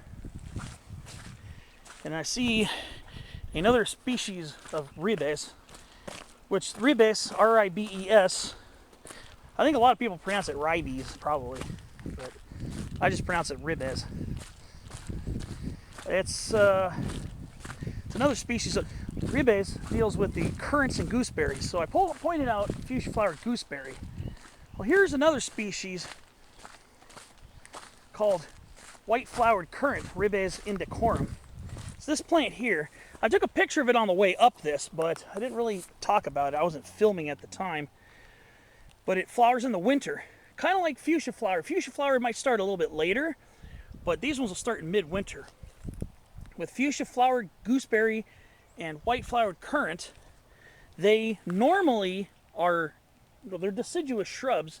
They shed their leaves, but not during the winter, like a lot of species of gooseberry and currant, but during the summer drought. And in the winter time, they get these pretty small, pretty nice looking white flowers. Indecorum in Latin kind of means not elegant or not spectacular, but still a pretty cool looking flower. I think it's pretty nice looking. I was almost gonna consider doing a spotlight on that today, but maybe next time. Yeah, I know, I've really been lagging on my spotlight videos really badly. I was considering doing a spotlight on that one on the way down, but figured I'd point it out. I like to be in an area where there's more population of it. But well, some pretty neat botanical finds on this hike. A lot of them are pretty circumspect because a lot of the usual suspects are the ones that you'll see: laurel sumac, toyon, southern honeysuckle, lemonade sumac or lemonade berry, California sycamore, coast live oak, chamise, woolly woolly ceanothus, and then the San Diego mountain mahogany, black sage, white sage. A lot of our usual brethren out here, but it's kind of neat seeing the California wood sorrel. It's kind of neat seeing the California wood sorrel up near the higher portions of North Fortuna. So that was a pretty big pleasure today. But now we're down here, just about to join the Oak Canyon Trail again. Here's more of that rock rose plant that's not native. Kind of looks like black sage from a distance, but it's not.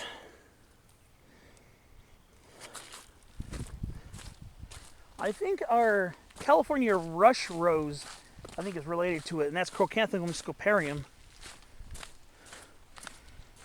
And it's a little tiny bushy plant that gets these beautiful medium-sized yellow flowers in the spring. I don't see it extremely often, but when I do, I like to point it out.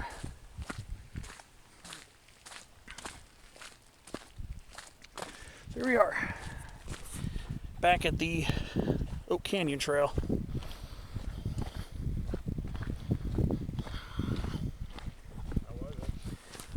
Muddy, but nice. Yeah, it was really nice up there in the Fortunas.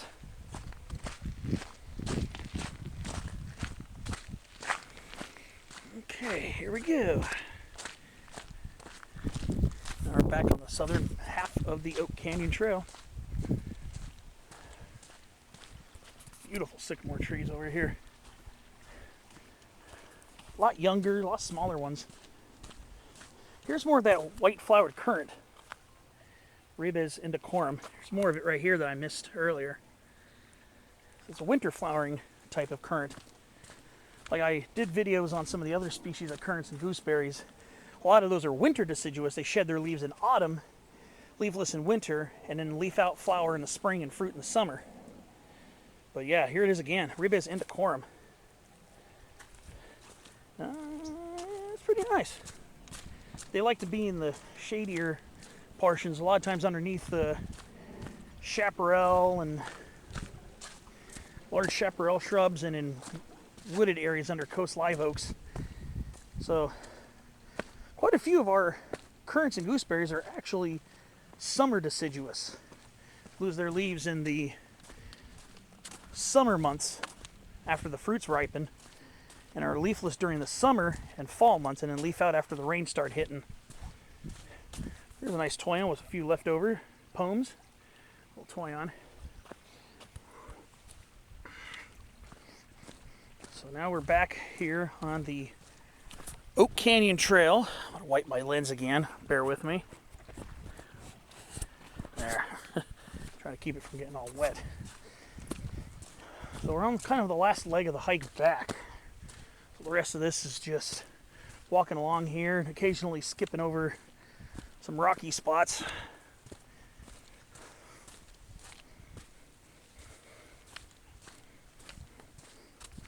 There's more chamise down here. Yeah, chamise isn't always just relegated to the chaparral. Find it out sometimes in coastal sage scrub and even in canyon washes and even sometimes under oaks and even sometimes under conifers too.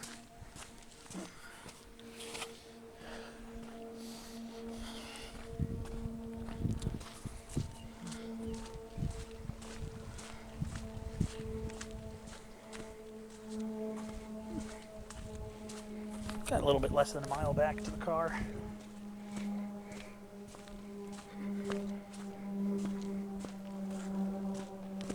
All right.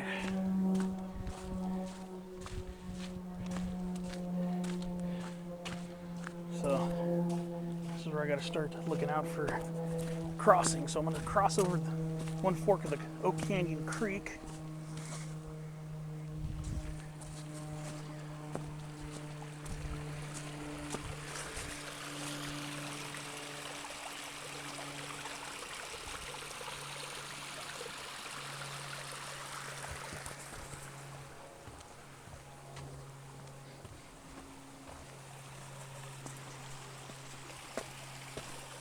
How satisfying is that sound?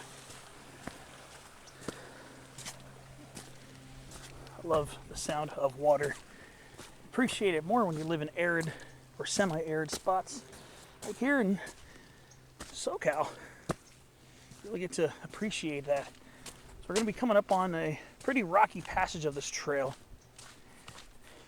So I do definitely want to spend a little time filming this portion of the hike back, because I didn't film a lot of it on the way out.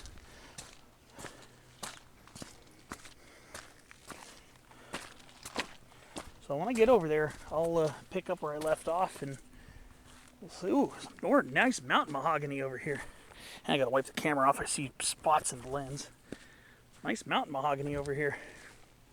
There's a fair amount of it here in Mission Trails. Cercocarpus minutiflorus.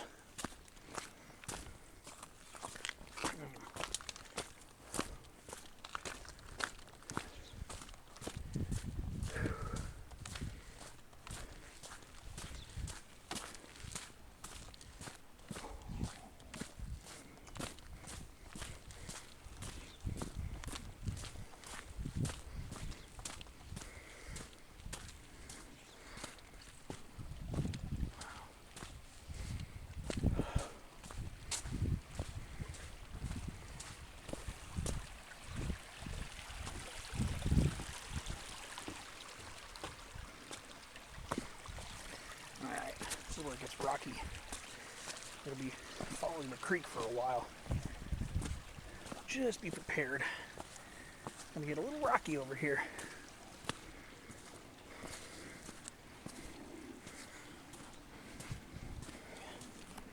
See down the way. I'll show you where it even gets crazier.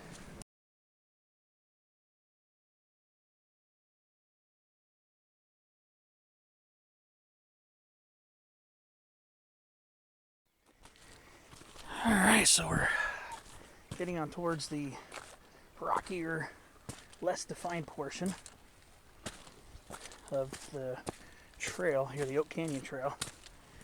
It's not really hard to follow in the sense of the terrain obscures your ability to find the way around.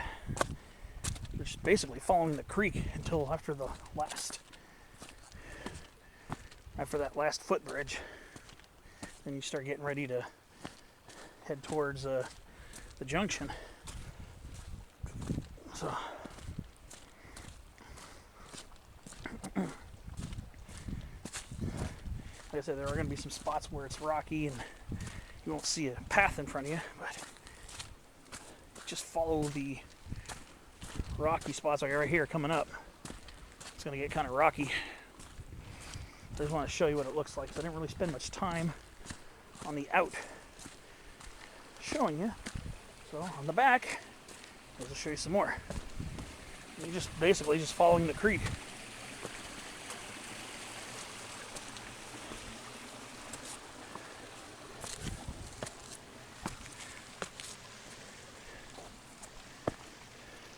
Ooh, Dudleya edulis. Okay. Lady fingers Dudleya. Dudleya edulis.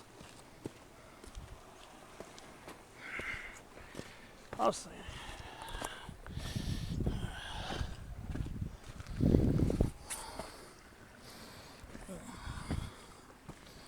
Good, how you doing? Good, you? Pretty good, pretty good.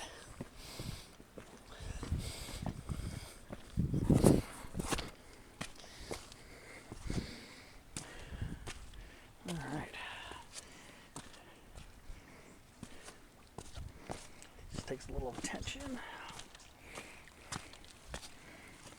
So, like I said, I was thinking earlier, I was coming down the Fortuna Saddle Trail and that north-facing slope site I was pointing out the poison oak earlier. I was wondering why I didn't see any Dudleyas. But like Dudleya lanceolata especially. Kind of surprised not to see those. So there was one Dudleya edulis. So I did get to see a Dudleya. See, like, this is what I'm talking about. Very rocky and slippery. So just be careful.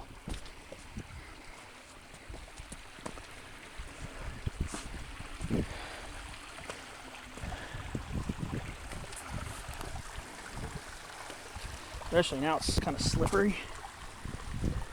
You're going to want to maybe put your hands on the rocks for some balance.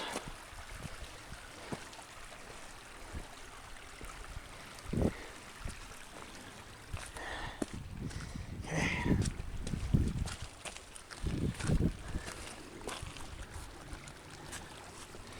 Yeah, this part right here was a little tricky. Got it. Okay, well. So now you kind of get an idea of what I was talking about a little bit.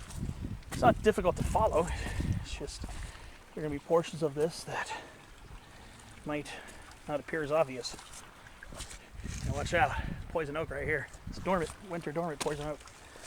Okay, so like I said, just follow this, you'll be fine.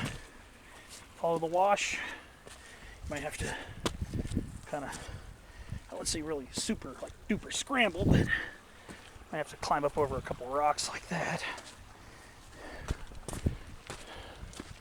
Nothing too serious though. All right.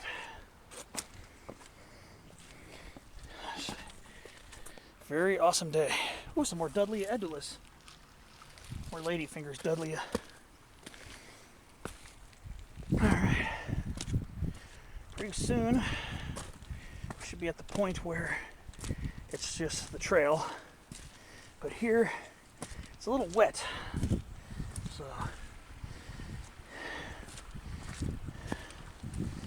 just be careful over here. It's kind of damp. That little bit of rain just added more to it.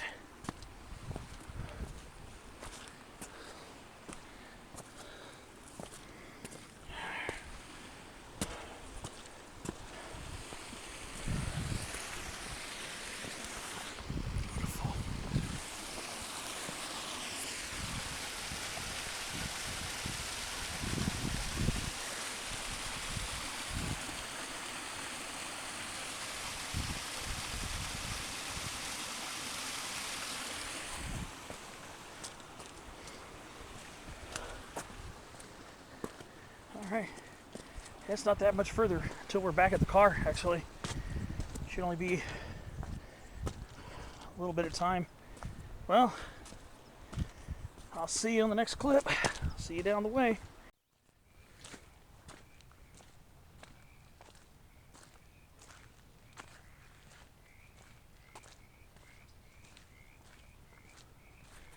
So I'm on my way back. I'm whispering because I can hear some Baja tree frogs are croaking right now. I don't know if it'll pick up on camera yet, but I can hear lots of ribbit sounds. That's Pseudocris hypochondriaca, the Baja tree frog. Now they just stopped now that I'm getting closer. Probably heard my footsteps. I'm trying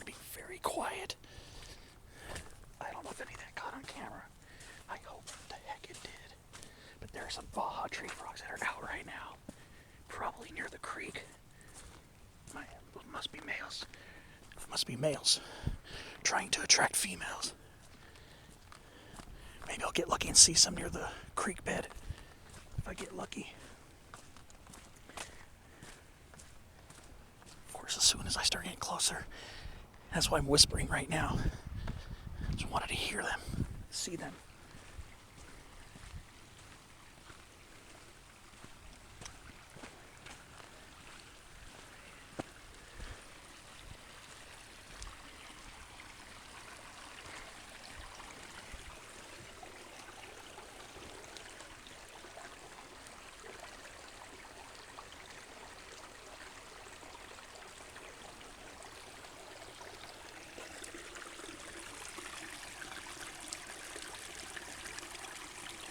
So I'm going to try to be kind of quiet.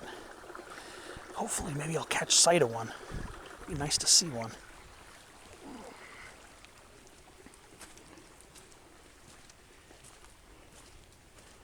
Definitely heard some croaking. I don't know if the camera picked it up. But you can hear them croaking.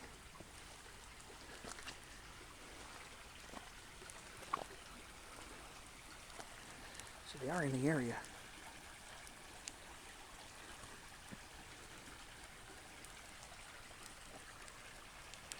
Just watch out, there's some poison oak over here.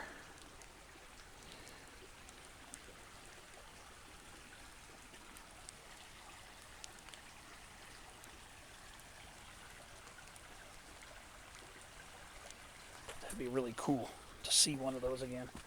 I saw one back in August in Santee, over by near the San Diego River. I caught sight of one. First time I'd seen one in the wild in a very long time.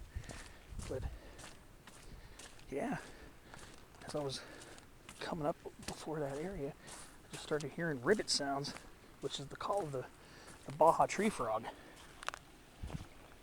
sometimes still known as the Pacific tree frog.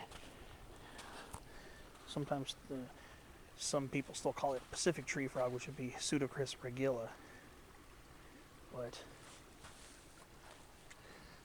it'd really be cool to see one. But yeah, you probably heard my footsteps. But yeah, I didn't know if they would actually breed around here, because this water is so, the water here is so fleeting, it doesn't last very long. I can hear him again.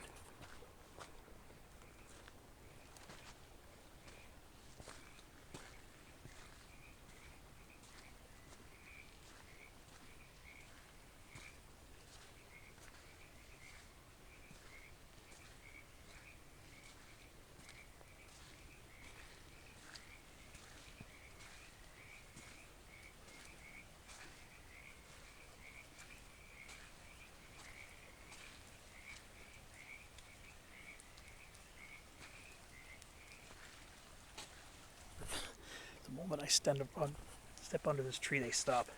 It's coming from over here. So right where I walked, I'm really close to the end of my hike here, but this would really be a surprise ending for me.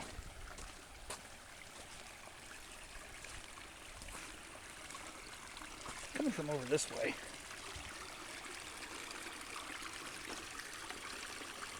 It'd be really dope to see them.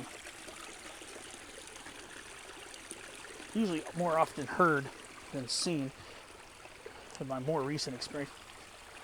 When I was a kid, growing up near Claremont in the San Clemente Canyon, I used to see them all the time.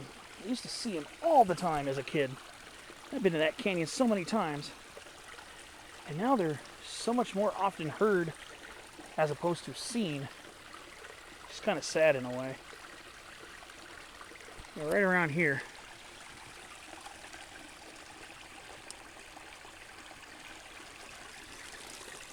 I hope the camera picked up the sound of it. I really do. Really hope so.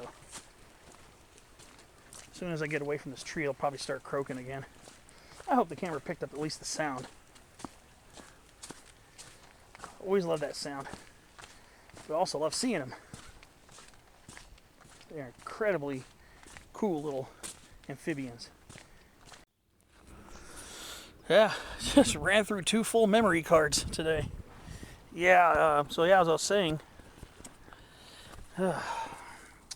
ran through 2 full memory cards. Yeah, I can hear those frogs croaking again.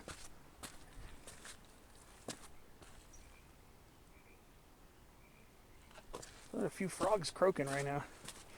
So this hike has taken me through more than 2 full memory cards. Yeah, this camera here, I don't know, the memory sure eats through memory pretty quickly. I didn't want to leave this video at that and just go home without a conclusion. So here I'm on my way back. I have a feeling I probably have a lot more video than I think.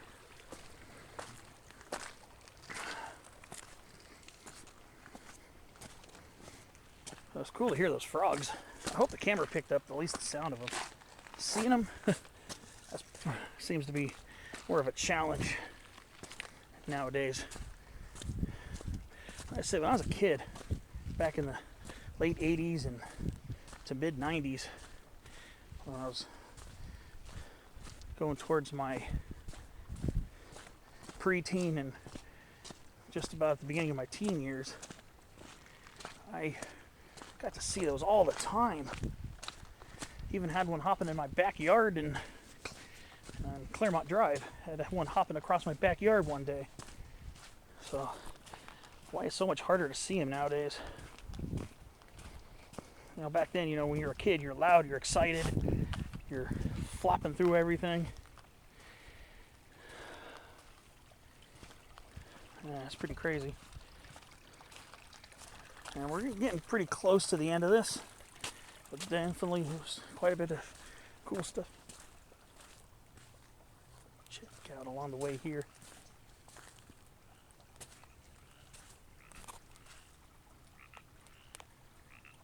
There's more of them.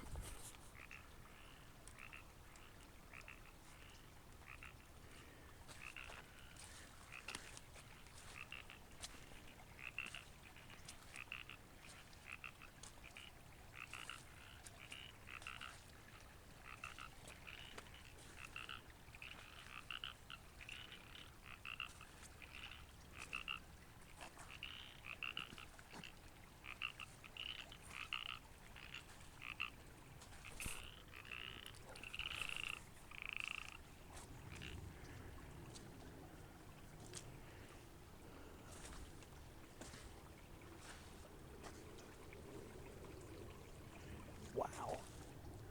That's incredible. That had to have gotten picked up on camera.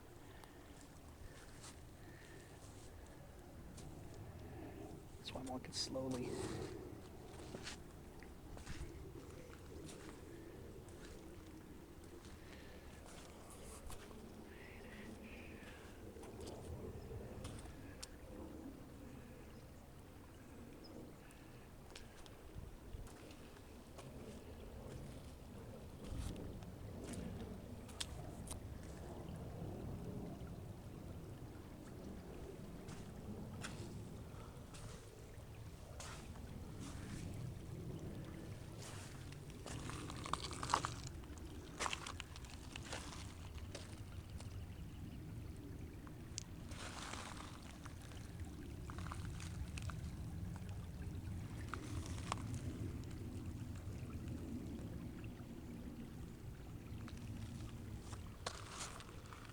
Some of those frogs are a lot less shy than the last batch over by the oak trees.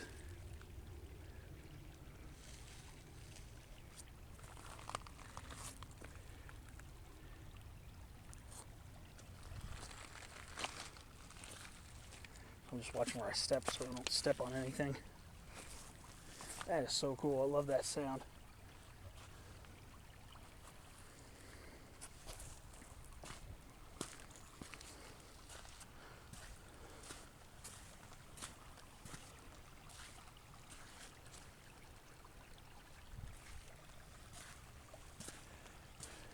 Hey, you know I'm looking for them. That's why this part of the video is kind of slow paced. It would be so cool to find one. So I'm still filming right now. To see one would be just the icing on the cake of this awesome day that I've had out here.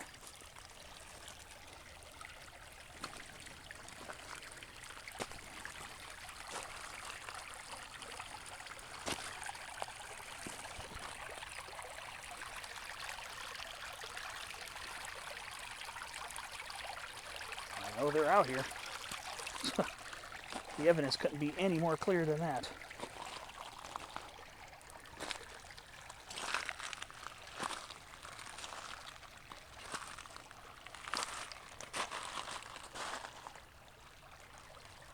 I usually have pretty good eyesight, so finding them, I would think I'd be pretty good at finding them.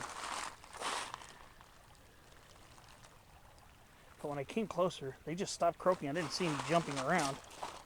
Kind of like I was hoping to see something moving. Wow. Dang, I was hoping to see one. Like I said, I'm not trying to get too disruptive over here. I'm just overly disturbed. You know, when I was a kid, I was always too busy doing was, all I cared about was trying to catch them with my hands and stuff like that, but I don't want to do all that kind of stuff. I'm not really too keen on handling a lot of them in the wild because I don't want to disturb them too much. But it'd be nice to see one.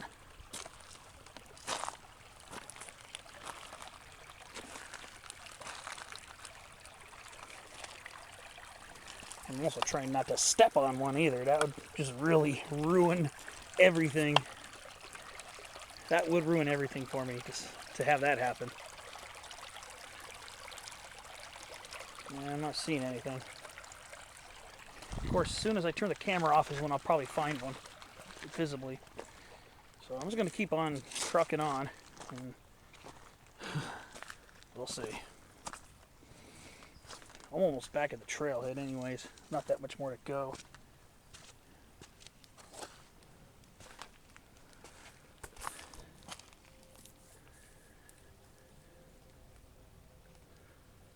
Yeah, sometimes you'll see them by the rocks. Sometimes you'll see them on the banks of the water, on the outside of the banks of the water. That's a lot of times where I used to see them as a kid. Sometimes hopping on the grasses and waterside plants. That's where I'd normally catch sight of them. At least back when I was a kid. Things seem pretty different nowadays.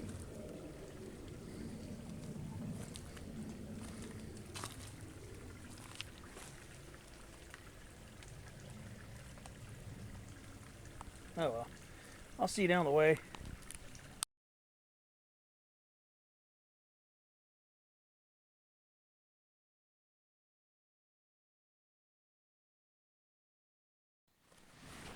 Well, just about to close off this hike.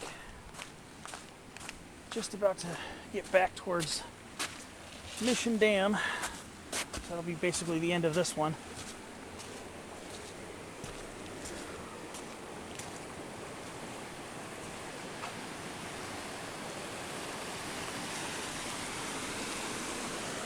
Ah, it's so nice to see all this water roaring through here like this. So satisfying.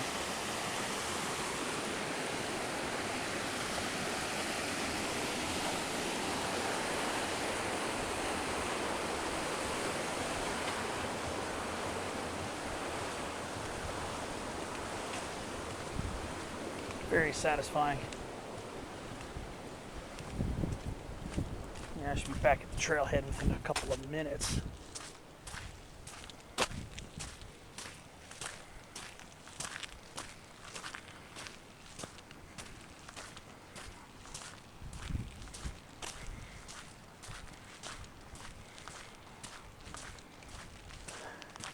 Yeah, this is pretty nice. Oh, it smells so good over here.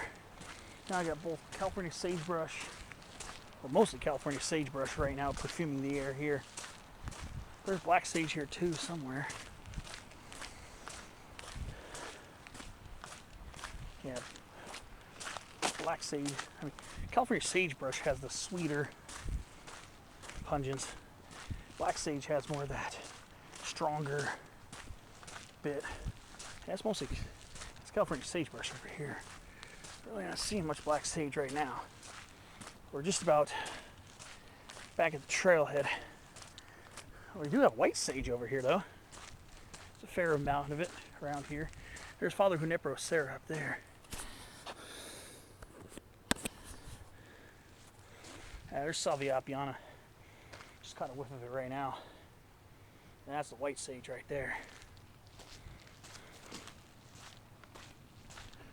Yeah, this was definitely a fun hike.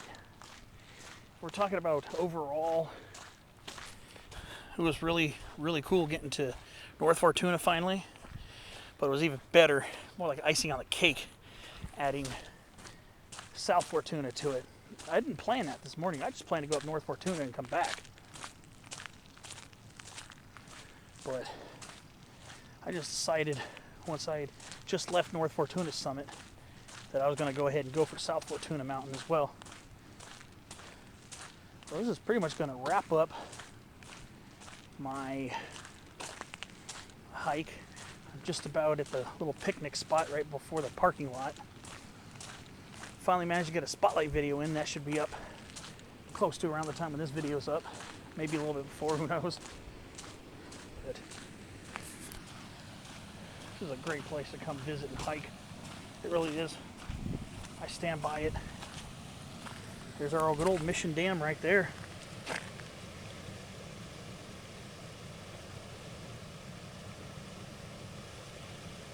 Absolutely phenomenal. This is great. It's a great place to come visit.